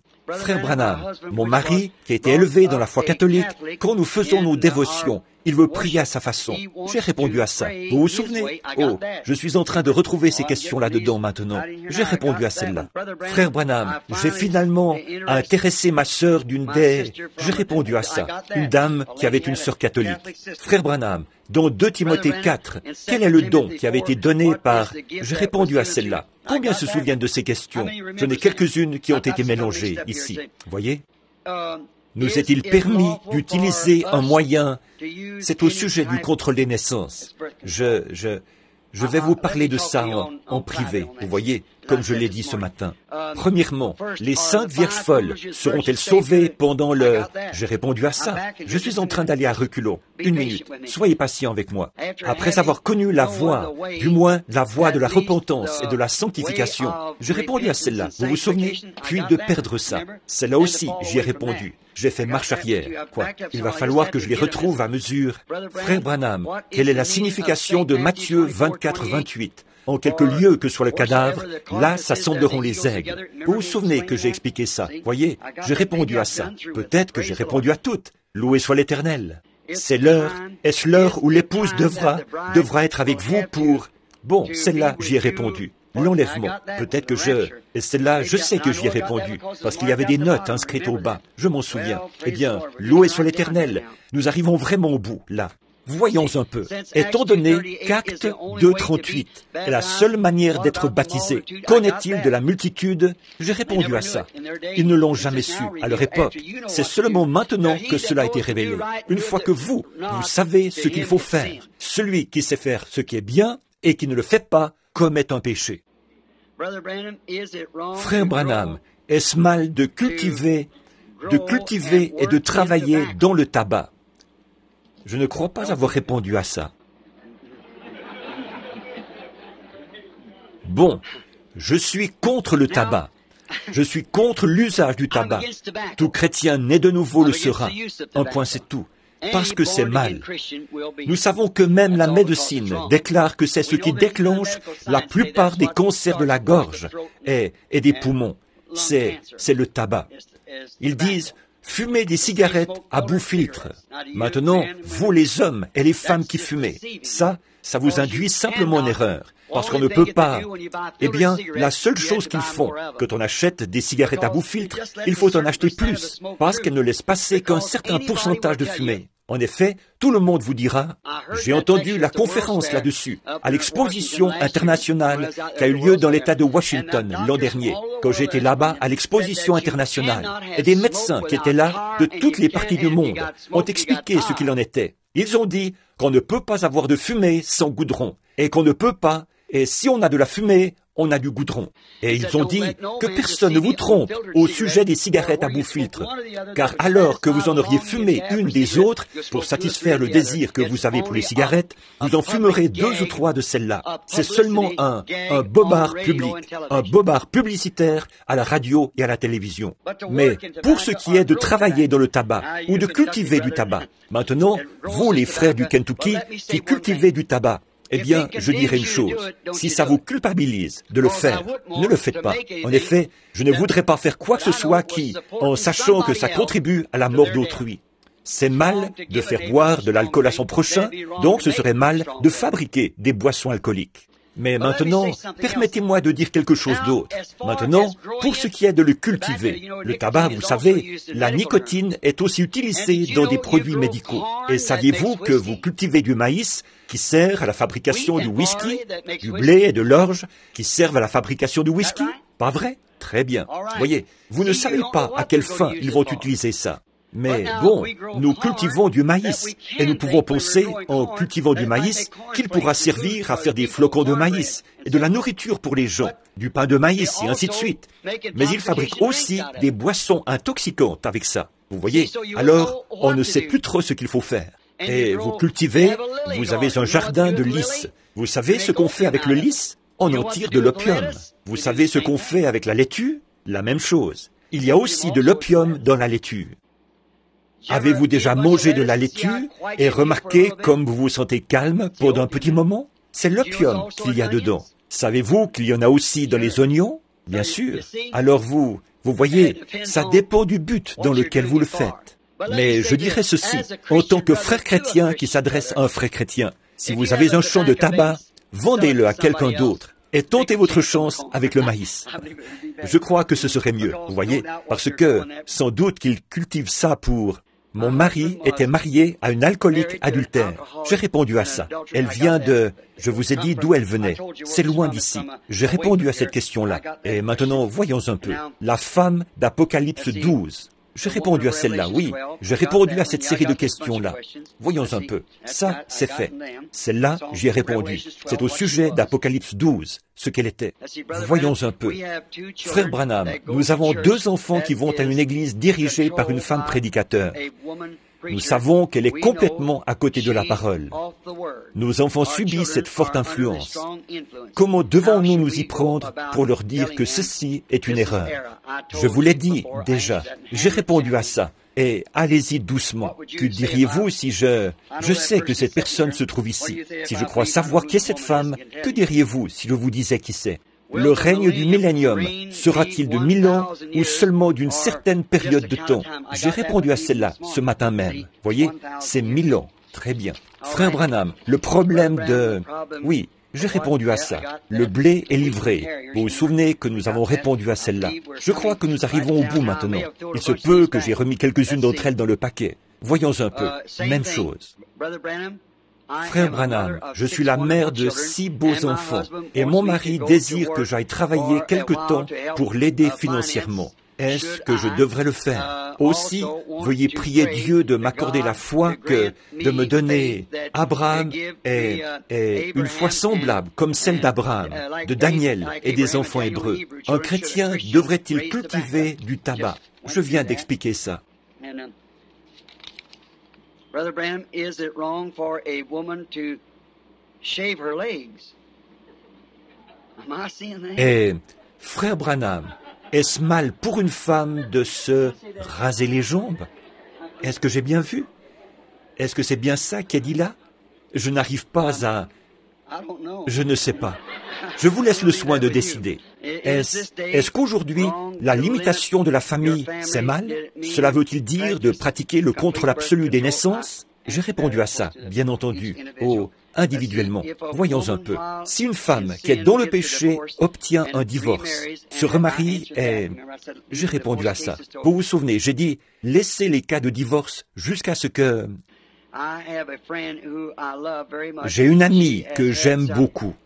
Elle a reçu des bandes et des lettres dont je crois que ne lui ai jamais parlé. Au fond, je pense que j'ai peur de la détruire et de perdre son amitié. Que dois-je faire? Parlez-lui avec amour. Je crois que j'ai répondu à ça, mais n'essayez pas d'imposer quelque chose à qui que ce soit. Soyez salés, c'est tout. Ils auront envie d'être comme vous. Frères et sœurs, je crois que j'ai répondu à ces questions. Frère Branham, s'il vous plaît, expliquez ce qu'il en est des 5 vierges folles. Je sais que j'ai répondu à celle-là. C'est écrit sur du papier rouge. Je crois que J'ai répondu à celle-là. Je crois que j'ai répondu à toutes ces questions. Loué soit l'Éternel. Voyons un peu. Excusez-moi une petite minute. Cher prophète de Dieu, Marc 16, 18, la partie de l'imposition des mains aux malades. Je vis au milieu de manipulateurs de serpents. Qu'en est-il? Eh bien, c'est une bonne question. Si vous vivez au milieu de manipulateurs de serpents et qu'ils disent que Marc 16, certainement, je crois que ce que la Bible dit, c'est exactement ça qu'elle veut dire. Je crois que si nous essayons de tenter le Seigneur dans quelque chose, nous allons récolter. Mais je ne pense pas que Dieu veut dire que vous devez m'apporter une bouteille d'arsenic pour voir si je peux la boire, pour vous prouver que j'ai la foi. Pas plus que je crois que ce serait bien pour vous de m'apporter un serpent pour que je le saisisse, afin de vous montrer que j'ai la foi pour vaincre son venin. Je ne crois pas que ce soit ça. Par contre, oui, je crois que si j'étais dans l'eau en train de baptiser des gens, ou d'œuvrer pour le Seigneur, ou là-bas dans la jungle, et qu'un serpent me morde, je continuerais tout simplement à marcher au nom du Seigneur. Voyez, je crois que c'est ce que ça voulait dire. Maintenant, si vous devez saisir, vous voyez, ce que vous faites avec ça, chère personne, qui que vous soyez, souvenez-vous de ceci. Voyez, observez ce qui s'est fait dans la Bible à ce sujet. Pas plus que je crois que si vous essayez de dire « gloire, gloire, gloire », ne tentez pas Dieu pour arriver à parler en langue. Laissez simplement l'Esprit parler à travers vous. Voyez? Maintenant, je ne crois pas qu'on doive tenter Dieu ou forcer quoi que ce soit. Tout comme je le disais tout à l'heure, quand l'Esprit, nous nous attendons à l'Esprit, c'est lui qui agit. Maintenant, observez, Paul ramassait des broussailles sur l'île de Crète, je crois. Il était lié de chaînes. Et un serpent, peut-être un mamba, c'est une morsure mortelle. Il aurait dû tomber raide mort. Je ne connais pas d'autre serpent qui vous tuera aussi vite que ça. Il n'y a que le mamba. Alors, disons qu'il a ramassé ce mamba. C'est une morsure mortelle. Il ne vous reste plus qu'environ quelques respirations. Quand le mamba vous pique, ou si c'est un cobra, vous avez 50% de chances de vous en tirer avec du sérum. S'il s'agit d'un cobra noir, s'il s'agit d'un cobra jaune, vous avez environ 80% de chances de mourir et environ 20% de chances de vivre. Dans le cas d'un mamba, vous n'avez aucune chance. Vous êtes mort, carrément. En effet, vous n'avez plus que quelques respirations. Ça paralyse le système nerveux, le système sanguin et tout le reste. Et c'est fini pour vous. Voyez? Mais quand ce mamba a mordu Paul à la main, ils ont dit, eh bien, cet homme c'est un méchant, peut-être un meurtrier. Bien qu'il ait été sauvé de la mer, cependant là, il n'a pas pu échapper à la mort. Les dieux vont lui faire justice, puisqu'il est un meurtrier. Paul, en voyant ce serpent suspendu à sa main, il l'a simplement secoué. Il n'était pas tout excité. « Oh Seigneur, aide-moi à faire ça !» Non, il l'a regardé. Il l'a secoué dans le feu et il a continué à ramasser des broussailles comme si de rien n'était. Ils ont dit, il va mourir à l'instant, parce que quand ce serpent vous mord, c'est fini. Le temps s'écoulait. Au bout d'un moment, Paul n'avait pas enflé. Il n'était pas mort. Il n'avait ressenti aucun effet. Ils ont changé d'avis. Ils ont dit, c'est un Dieu qui est descendu, sous la forme d'un homme. Voyez? Il n'a jamais dit, amenez-moi ce serpent, mais le serpent l'a mordu. Il n'a jamais tenté Dieu, mais il a eu la foi en Dieu pour vaincre la morsure du serpent. Vous voyez ce que je veux dire? Donc, qui que vous soyez, vous qui êtes parmi des manipulateurs de serpents, or, si eux, ils veulent manipuler des serpents, ça les regarde. Voyez? Moi, je ne vois pas ça du même œil. Bon, vous dites, eh bien, ces gens-là ont la foi. Je ne dis pas qu'ils n'ont pas la foi. Ils se brûlent avec un chalumeau à acétylène et des choses du genre. Mais vous voyez, ce ne sont quand même pas des preuves que ce soit de Dieu. J'ai vu des Indiens marcher sur un tapis de feu de 1 mètre de large et d'environ 40 mètres de long. Et on a tissé le feu avec des feuilles jusqu'à ce qu'il soit chauffé à blanc. Ce n'étaient pas des hommes extraordinaires, mais de simples fermiers. Ils enlevaient leurs chaussures. Ils prenaient les prêtres les bénissaient en les aspergeant de sang de bouc. Et ils prenaient des petits crochets comme des hameçons et ils se plantaient ça dans la peau au-dessus de leur bouche jusqu'à ce que ce soit vraiment moche. Des boules toutes remplies d'eau, semblables à des petites boules de sapin de Noël, comme ça, des ornements, toutes remplies, et ces grands hameçons longs comme ça, qui s'enfonçaient dans la chair. Vous pouvez vous imaginer un peu ce que c'est de les mettre et de les enlever. Et ils se tenaient là et marchaient sur ce feu vif, en le traversant jusqu'au bout. Et c'était bien chauffé à blanc, plus que rouge, chauffé à blanc. Ils traversaient tout ce feu, faisaient demi-tour et refaisaient ce chemin à l'envers, sans avoir la moindre brûlure aux pieds. Et ils ne croient même pas en notre Dieu. Leur culte, c'est le culte des démons. Voyez, donc ça ne veut rien dire ça. Restez simplement éloigné. Soyez simplement un chrétien très gentil, très humble. Menez la vie qu'il faut et Dieu s'occupera du reste. Frère Branham, que vont prêcher les prédicateurs qui ne font pas partie de l'épouse? Ceux qui prêchent en ce moment le Saint-Esprit, le baptême d'eau et le salut, que prêcheront-ils s'ils ne font pas partie de l'épouse? Eh bien, vous savez ce qui va probablement arriver. Je dis ceci maintenant, je ne peux pas le prouver, mais ils vont simplement continuer à prêcher comme ils le font maintenant. Et les gens vont continuer en pensant qu'ils reçoivent le salut, mais l'épouse sera déjà partie. Est-ce bien, selon la parole, de pratiquer le contrôle des naissances? Je vous ai dit que je répondrai à ça en privé. Vous qui avez ces questions, venez me voir en privé. Cher frère Branham, nous avons un enseignant dont vous savez que l'Écriture dit... Oui, j'ai répondu à ça. Une minute, là. Frère Branham, à un moment donné, nous avons inscrit notre nom sur le registre d'une certaine... Oui, j'ai répondu à ça. C'est pour savoir s'ils ont fait une erreur en retirant leur nom. Approuveriez-vous le contrôle des naissances? Non, je ne peux pas l'approuver. Non, monsieur, voyez, est-ce que le septième ange, tel que mentionné dans Apocalypse 10, est la même personne que l'Élie de Malachie 4? Est-ce que j'ai répondu à ça? Il me semble que je n'y ai pas répondu. Oui, c'est la même personne. Apocalypse 10 est le message du septième ange, le septième ange, messager du septième âge de l'Église, qui est Malachie 4. Est-ce que le contrôle des naissances? J'en ai beaucoup là-dessus. Je les ai simplement remises derrière. Je ne voulais pas répondre à ça. J'aimerais mieux vous voir en privé. Où trouvons-nous que Noé a prêché pendant 120 ans et qu'il a construit l'arche en 120 ans? Est-ce que j'ai répondu à ça?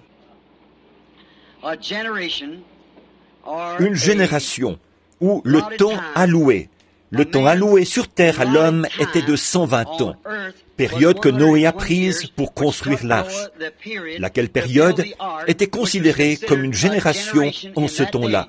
120 années était le temps alloué à l'homme, et il a prêché, par conséquent, Genèse 6:3, il a prêché à cette génération. Donc, 120 ans, c'est ce que Noé a fait. Très bien. Voyons un peu maintenant. Dans Malachie 4, cet Élie doit ramener le cœur des pères à leurs enfants, puis le cœur des enfants à leurs pères. Est-ce la même personne? Oui, c'est la même personne. Très bien.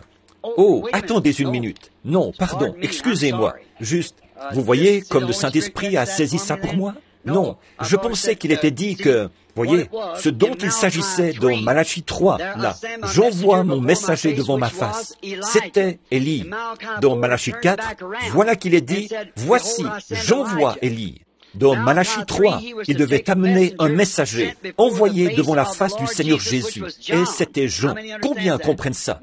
Dans Malachie 4, quand cet Élie vient, immédiatement après son message, et tout après, c'est la venue du Seigneur et le renouvellement de la terre. Et si vous remarquez, pour le confirmer, là, que ce n'est pas la façon dont le Saint-Esprit a écrit cela par ce prophète. Il a dit, il ramènera d'abord le cœur des pères à leurs enfants. Voyez, ça, c'était la première venue de Jean. Il a ramené le cœur des pères, des vieux patriarches qui étaient les pères, au message des enfants, qui était la nouvelle génération d'alors, Jésus, dans cette génération-là. Ensuite est une conjonction qui sert à lier ces éléments, le cœur des enfants à leur père, ce qui veut dire que le message d'aujourd'hui ramènera le cœur des enfants de l'âge de l'Église à la foi originelle de la Pentecôte, du commencement. Donc, ce sera deux différents, c'est le même messager, mais il y a là une distinction entre la première et la seconde venue de Jean, ou du messager, Élie. Mon mari et mon plus jeune fils ne croient pas. Oui, j'ai répondu à ça. Je le sais, parce que je vois que la personne a apposé là sa signature. Je me rappelle lui en avoir parlé par la suite. Comment pouvons-nous trouver la volonté du Seigneur? Notre maison, devrions-nous aller habiter à Jeffersonville, dans l'Indiana? Quelqu'un peut-il être chrétien et ne pas aimer les gens de couleur? Dieu ne voudrait pas qu'ils soient traités comme nous parce qu'ils sont noirs? Qu'est-ce que vous suggérez là-dessus? Croyez-vous à l'intégration ou bien à la ségrégation? Je crois à l'intégration. Je crois qu'un homme, quelle que soit sa couleur ou qui qu'il soit, c'est un homme. Tout comme moi, j'en suis un. C'est tout à fait exact. Et je crois que si seulement il laissait ces gens de couleur tranquilles, et que ces communistes n'étaient pas allés là-bas pour les inspirer. Or, ils voulaient, les vrais, les authentiques gens de couleur. Il y a parmi ces gens-là un groupe d'authentiques saints, nés de nouveau, remplis de piété. Mais certainement, le fait que ma peau soit blanche et que la leur soit noire, pour moi, ça ne compte pas, ça. Il est mon frère, s'il est en Christ. Voilà pourquoi je ne suis pas d'accord avec le message africander. Eux ne croyaient même pas que ces gens-là avaient une âme. C'est pour ça que j'étais mal vu là-bas. J'ai dit, cet homme-là est un homme autant que moi, j'en suis un. Il a droit aux mêmes privilèges que moi.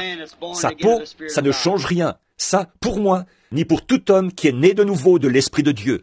Mais j'ai dit, s'ils avaient laissé ces gens de couleur tranquille, ils n'auraient jamais été inspirés comme ça. Et je le dirai du haut de cette chair. Nous avons beaucoup de gens de couleur qui viennent ici. Je ne pense pas qu'il y en ait ici ce soir. Mais nous avons beaucoup de gens de couleur qui viennent ici à cette église. Frères, ils sont les bienvenus autant que n'importe qui d'autre. Ce sont mes frères et mes sœurs.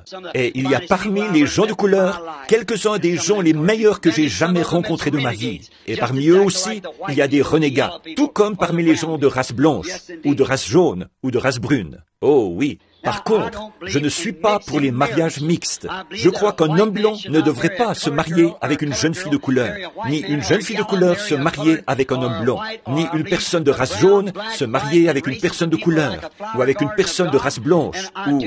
Je crois que les bruns, les noirs, les blancs et les différentes races de gens, c'est comme un jardin de fleurs pour Dieu. Et je ne crois pas qu'ils devraient être croisés. Je crois que c'est comme ça que Dieu les a faits, et je crois que c'est comme ça qu'ils devraient rester. Qu'est-ce que, pour moi, c'est un non-sens de voir une jeune fille de couleur, vraiment jolie, intelligente, une belle fille, aussi jolie que n'importe quelle femme qu'on voudrait voir. Pourquoi est-ce qu'elle voudrait se marier avec un homme blanc et avoir des enfants mulâtres? Pourquoi est-ce qu'une jeune fille intelligente, une jeune fille de couleur, voudrait faire une chose pareille? C'est parce que quelque chose, c'est communiste. Et comment se fait-il qu'un homme bien, un homme de couleur, veuille se marier avec une femme blanche et avoir des enfants mulâtres? Je ne crois pas que je crois que nous devrions rester tels que nous sommes. Nous sommes des serviteurs de Christ. Et Dieu m'a fait, s'il m'avait fait de couleur noire, je serais heureux d'être un homme de race noire au service de Dieu. S'il m'avait fait jaune, je serais un homme de race jaune heureux au service de Christ. S'il m'a fait blanc, un homme de race blanche heureux au service de Christ. S'il m'avait fait brun ou rouge, un indien ou quoi que ce soit, je resterais de la même couleur. Ce serait moi.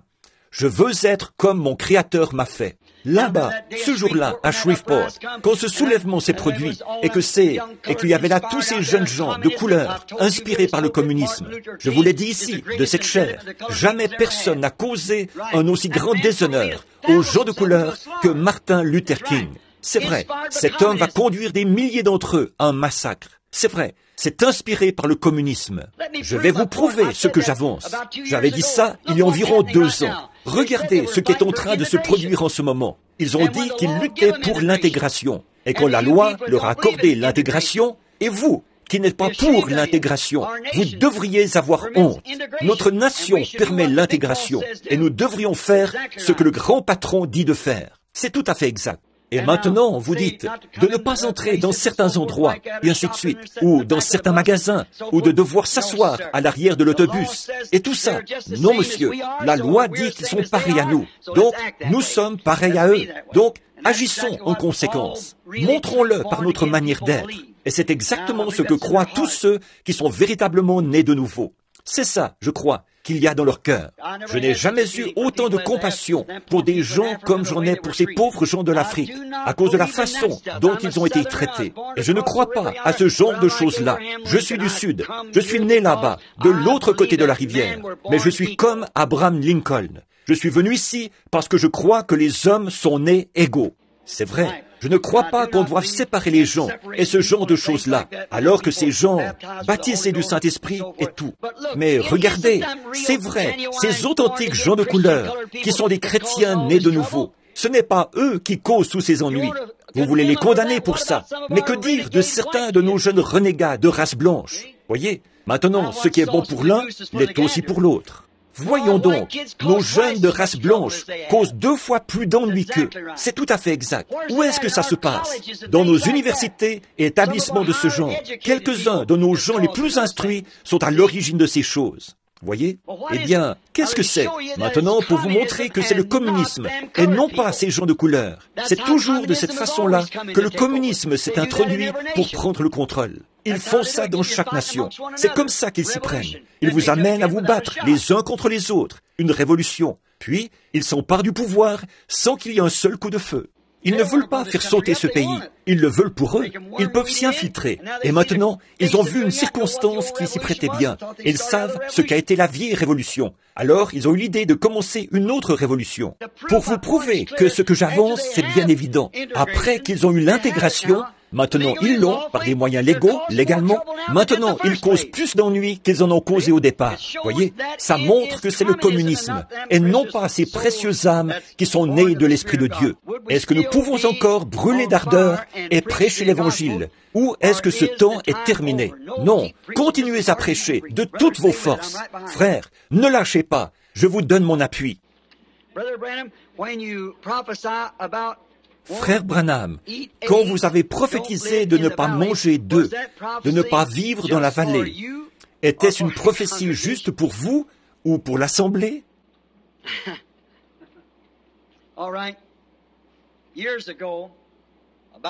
Très bien. Il y a des années, une trentaine d'années, j'ai donné une prophétie où il était dit que dans les derniers jours, il y aurait des maladies parmi les animaux, parmi le bétail, et que les œufs, même les œufs, seraient affectés, et qu'il y aurait des œufs qui ne seraient pas bons à manger, et aussi que les gens qui vivent dans les vallées. Or, souvenez-vous, j'ai prophétisé ça il y a très longtemps, il y a 30 ans déjà. Disons qu'il viendrait un temps où les gens qui vivent dans les vallées, que j'allais demander aux chrétiens qui vivaient dans les vallées de déménager et de ne pas manger certaines viandes et des choses comme ça, qui seraient toxiques, que ce serait dangereux. Je crois que c'est comme ça que je l'avais prophétisé, pour les gens de vivre dans les vallées.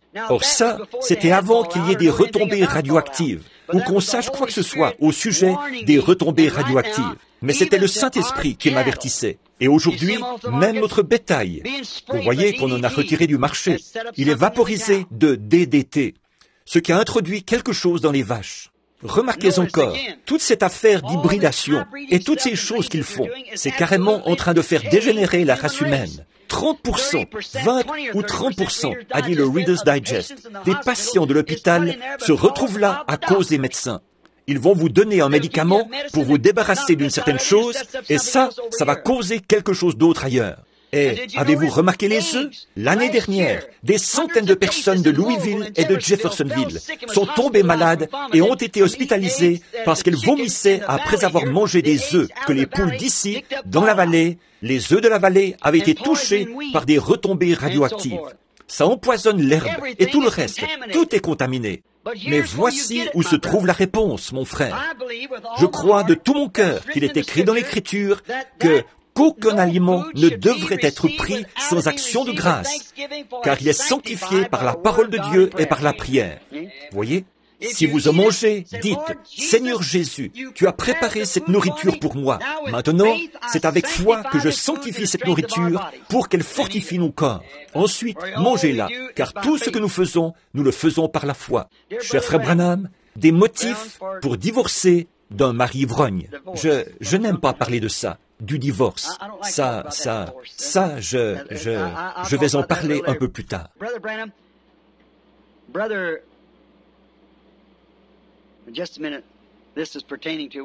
Frère Branham, frère, une minute. Ceci concerne l'un des ministres d'ici. Je vais la lire d'abord. Une minute. Eh bien, je vais vous dire, je vais la lire quand même. Frère Branham, frère Neville m'a dit par prophétie que, ainsi dit le Seigneur, je recevrai le Saint-Esprit. Alors qu'il m'a dit, avec cette assurance, que je recevrai le Saint-Esprit, je n'ai pas encore reçu le Saint-Esprit. Devrais-je continuer? Mais bien sûr, faites ça. Continuez à croire. Remarquez, J'étais chez Frère Wood hier, au moment où on a reçu un appel téléphonique d'un homme qui est dans un fauteuil roulant, qui était venu ici avec un fardeau pour un frère ou pour quelqu'un qui était alcoolique, qui avait été chez les alcooliques anonymes, qui avait reçu des piqûres à l'hôpital et tout. Et Frère Neville, soit par un parler en langue ou autre, il a donné une prophétie à cette personne. Il a donné la prophétie qu'il arriverait quelque chose de bien à cet homme dans les quelques jours qui allaient suivre ou quelque chose comme ça. Et l'homme a téléphoné pour dire que cet homme, depuis 68 jours maintenant qu'il a quitté l'hôpital, il n'a pas pris un seul verre, ni aucun médicament pour l'empêcher de boire, ni rien. Et la chose que Frère Neville avait dite par prophétie s'est accomplie. Loué soit l'Éternel. Nous croyons que notre frère est un homme de Dieu. Cher frère Branham, Maintenant, attendez, je vais m'arrêter là une petite minute. Or, c'est ça que j'essaye de dire aux gens. Frère Neville croit le même message que moi, je crois. Frère Capps, frère Biller, frère Raddle, tous ces frères ici croient le même message que moi, je crois. Ils le prêchent comme moi. Et si vous le voulez, que vous le voulez vraiment, que vous avez l'intention de déménager, que vous allez prendre votre retraite ou quelque chose, et que vous voulez venir pour la parole, venez ici, venez au tabernacle. C'est là que vous l'entendez. Ce sont des hommes saints. Ce sont des hommes qui ont le même Saint-Esprit que vous et moi. Ils tirent leur enseignement de la même Bible, et ils enseignent le même message. Cher frère Branham, ceux qui parlent en langue, sont-ils le reste? Oui, j'ai répondu à ça. Oui, j'ai répondu à ça. Naître en parlant en langue. Frère Branham, votre prédication sur le baptême du Saint-Esprit, est-ce que le baptême au nom de Jésus? Oui, j'ai répondu à ça.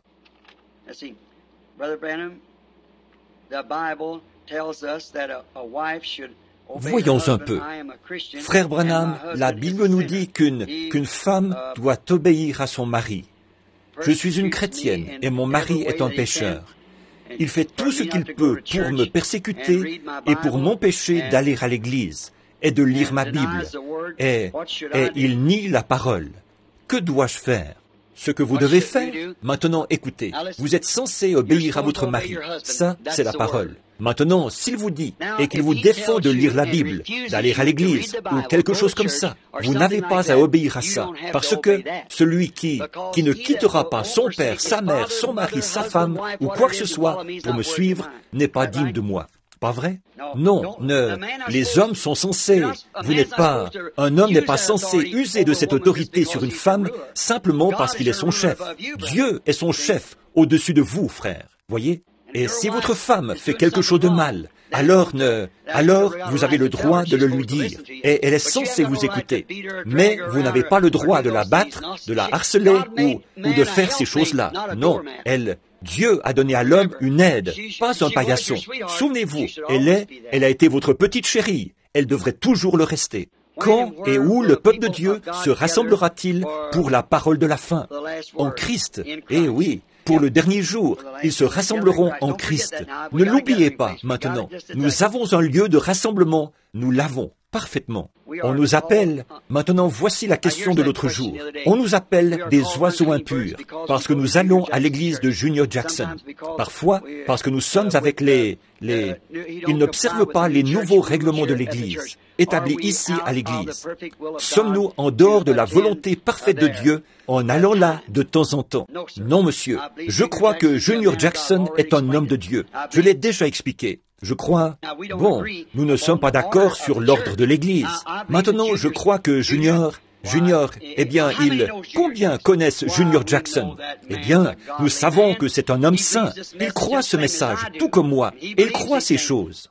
Franchement, Junior et moi, nous sommes des copains, comme tous les autres hommes ici. JT et frère Raddle, et frère Jackson, et frère Biller, et tous ces frères-ci.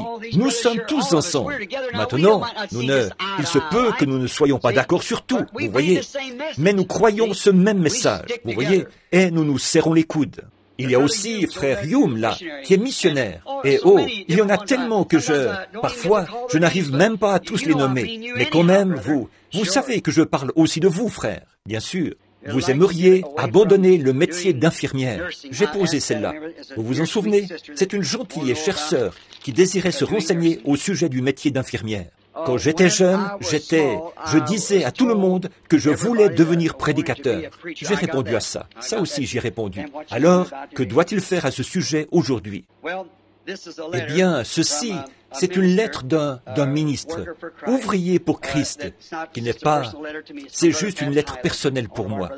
C'est de la part de frère Pat Tyler, un des frères ici à l'église. On les a toutes passées. Merci Seigneur. Je vous suis reconnaissant. À vous, ici. Je... Ne sommes qu'un dans la joie et les pleurs. Je me demande si Sir Wilson est toujours dans le bâtiment. Je l'ai vu ici.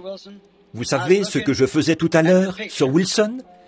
Je regardais les photos du jour où nous avons posé la pierre angulaire. Je regardais la photo et j'ai vu Hope et moi avant notre mariage. Je ne savais même pas que... Je me rappelle avoir vu une photo prise après l'un de mes combats où j'avais remporté un championnat. Je regardais ma photo l'autre soir, prise du temps où j'étais garde-chasse, ici dans l'État de l'Indiana. Et je pense à l'église.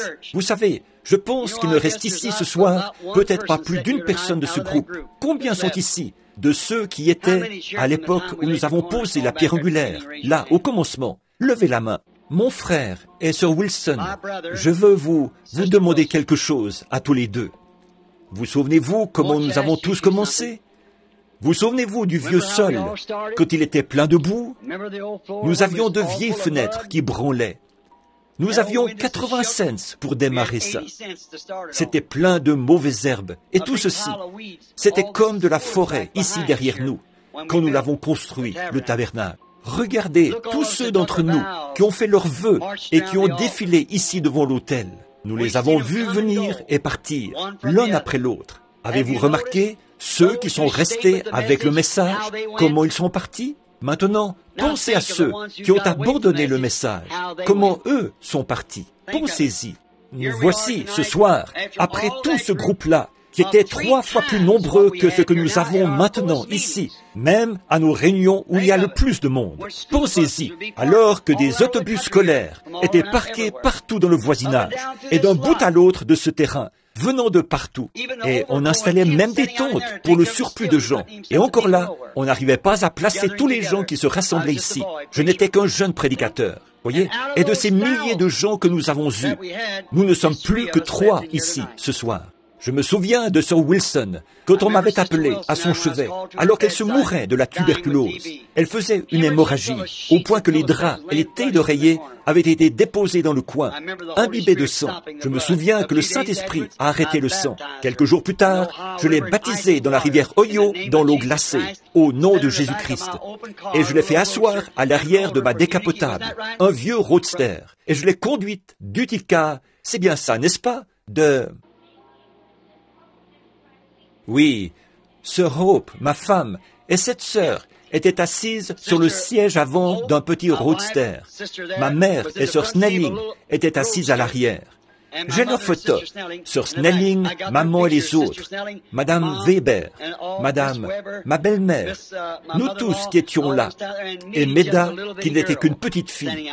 Elle était là, et maintenant elle est une femme aux cheveux gris. Je me souviens quand ils ont fait une journée de vente d'insignes pour ramasser nos premiers sous. Et je me souviens que Hope s'était placée au coin de la rue. Elle n'était qu'une jeune fille d'environ 16 ans. Elle vendait comme ceci, en tendant un insigne aux gens. Elle leur donnait un insigne. On pouvait mettre un ivrogne a descendu la rue. Il a dit, « Pardon, mademoiselle. » Il a dit, « Qu'est-ce que vous vendez ?» Elle a dit, « Rien. Alors, je vous donne cet insigne. » Elle a dit, « Il s'agit d'un don pour l'Église. Si vous désirez mettre quelque chose là-dedans comme don, nous essayons de ramasser assez d'argent pour construire un tabernacle dans la ville. » Elle a dit, « Si vous voulez mettre quelque chose, vous pouvez. Mais si... » Il a dit, « Je n'ai rien. » Elle a dit, « Prenez un insigne quand même. » Il l'a pris et il l'a regardé. D'un côté, ça disait, où passerez-vous l'éternité? Et de l'autre côté, il y avait un point d'interrogation. Où passerez-vous l'éternité? Une question. Il est revenu en titubant. Il regardait ça. Il a dit, Mademoiselle, vous posez là une sérieuse question. Elle a dit, mais cette question doit être réglée. C'est vrai. Elle est partie. Elle est de l'autre côté du rideau ce soir. Je me souviens des dernières paroles qu'elle a prononcées.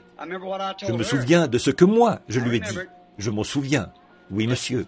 Beaucoup d'eau a coulé sous les ponts depuis. Nous avions l'habitude de nous tenir là. Et même avant que nous ayons une église, nous avions l'habitude de nous tenir debout, de nous tenir par la main en chantant ce cantique. C'est comme si je l'entendais encore. Myrtille n'était qu'un bout de chou à cette époque-là. J'ai une photo du petit Leroy qui se tenait là, debout. Ce n'était qu'un bon bain, quoi.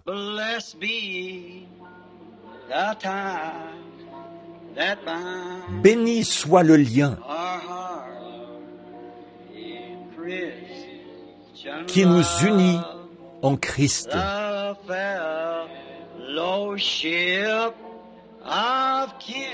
Le saint amour, l'amour divin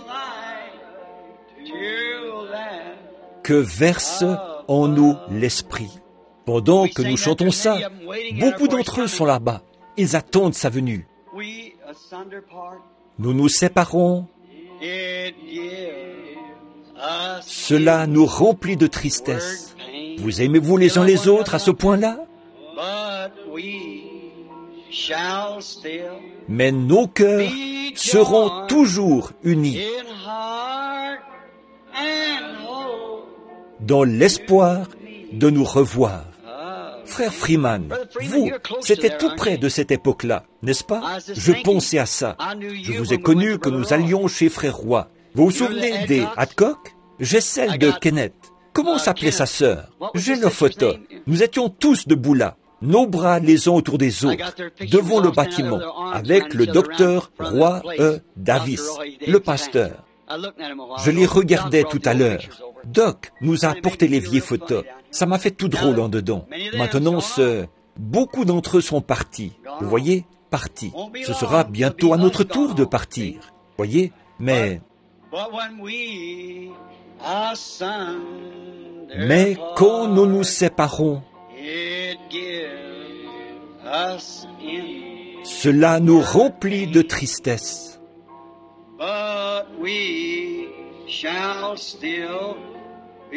Mais nos cœurs seront toujours unis dans l'espoir de nous revoir. Vous souvenez-vous de Frère Bosworth? Juste avant qu'il traverse de l'autre côté, il s'est levé dans la chambre, il s'est mis à marcher et il a serré la main de son père, de sa mère et de ses convertis à Christ. 40 ans. Ils étaient morts depuis 40 ou 50 ans. Il les a vus, qui se tenaient là, dans la chambre. Et il essayait d'amener tout le monde à les voir aussi. Qu'est-ce que c'était? Ce vieil homme était en train d'entrer dans ce pays où je me suis trouvé le matin où j'ai eu cette vision. C'est vrai. Je les ai vus là-bas. Ils étaient redevenus jeunes. Nos cœurs sont toujours unis. Nous espérons nous revoir. C'est vrai. Que Dieu vous bénisse. Je viens de regarder au fond de la salle. Je parlais de mes amis de couleur et j'aperçois frère et sœur Nash qui sont assis là-bas. Je ne savais pas que vous étiez là. Je viens juste de regarder au fond. Ils sont tout au fond. Et cet autre frère qui est assis ici. Est-ce le frère qui me manifeste à haute voix son appréciation là-bas, au fond, de temps en temps, qui est assis ici? Son nom m'échappe. Frère Wood m'a dit qu'il causait avec lui et qu'il lui a dit, vous savez quoi? Quand l'esprit me saisit, il faut que je crie. Hé! Il a dit, j'espère que je ne dérange pas. Quand vous ne criez pas, hé! C'est moi que ça dérange. Que Dieu vous bénisse. Je vous aime, frères et sœurs. C'est vrai. Frère Nash, sœur Nash, vous savez que je vous aime. Oui, monsieur. Vous êtes mon frère et ma sœur en Jésus-Christ, de chers et tendres amis. Et s'il y a quelqu'un d'autre, s'il y en a quelques-uns que je n'ai pas vus, sachez que ces portes ici vous sont ouvertes. Les portes du ciel s'ouvriront aussi. Mais nos cœurs seront toujours unis dans l'espoir de nous revoir.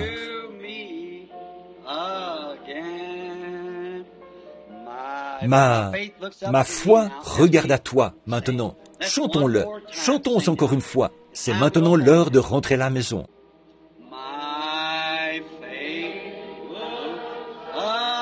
Ma foi regarde à toi.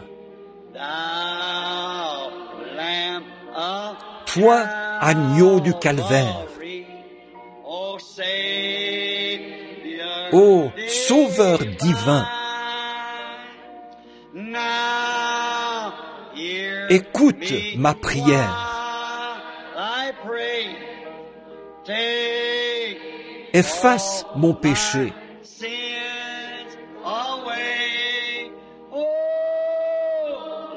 que je sois dès ce jour entier à toi.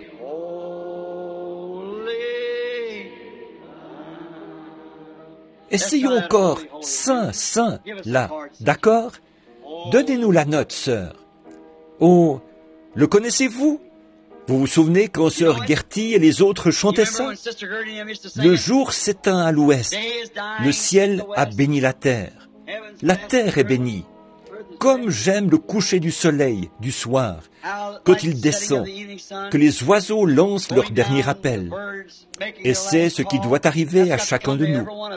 Je trouve que le temps du soir, avez-vous déjà remarqué, le vent cesse de souffler, les oiseaux se taisent. Voyez, c'est le monde qui s'éteint, le jour qui s'éteint, pour naître de nouveau le lendemain matin. Très bien, maintenant essayons, voyons si nous y arrivons. Saint, saint, saint.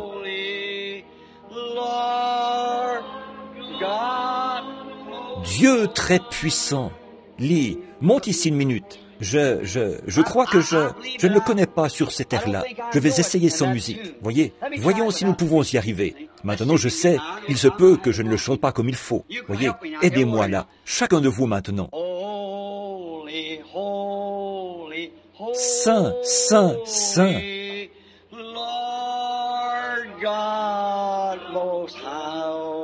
Dieu très armé. Le ciel et la terre entière sont remplis de tes louanges. Ô Dieu très haut. Aimez-vous ça? Ça ne vous fait pas quelque chose, ça? Essayons encore. Saint, saint, saint.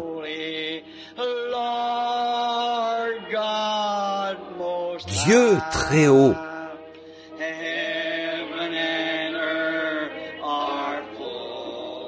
Le ciel et la terre entière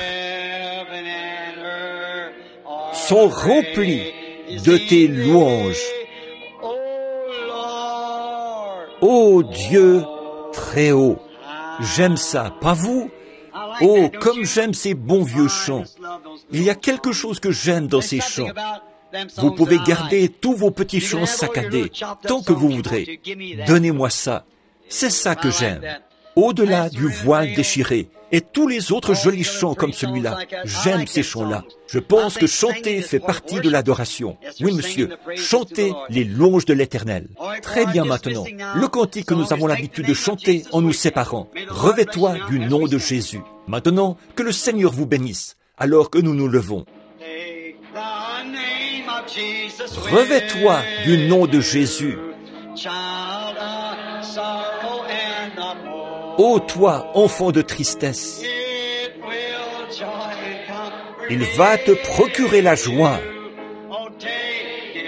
Oh, prends-le partout où tu vas. Précieux nom, nom si doux, espoir de la terre, joie du ciel. Précieux nom, nom si doux, espoir de la terre, joie du ciel. Maintenant, voici le couplet que j'aime, et c'est un avertissement pour chacun de vous. Là, qu'est-ce qu'il faut faire? Revêt-toi du nom de Jésus, comme d'un bouclier puissant. Écoutez, quand les tentations surviennent, que devez-vous faire? Murmure simplement son nom en priant. Précieux nom, nom si doux, espoir de la terre, joie du ciel. Précieux nom, nom si doux, espoir de la terre, joie du ciel. Maintenant, inclinons la tête.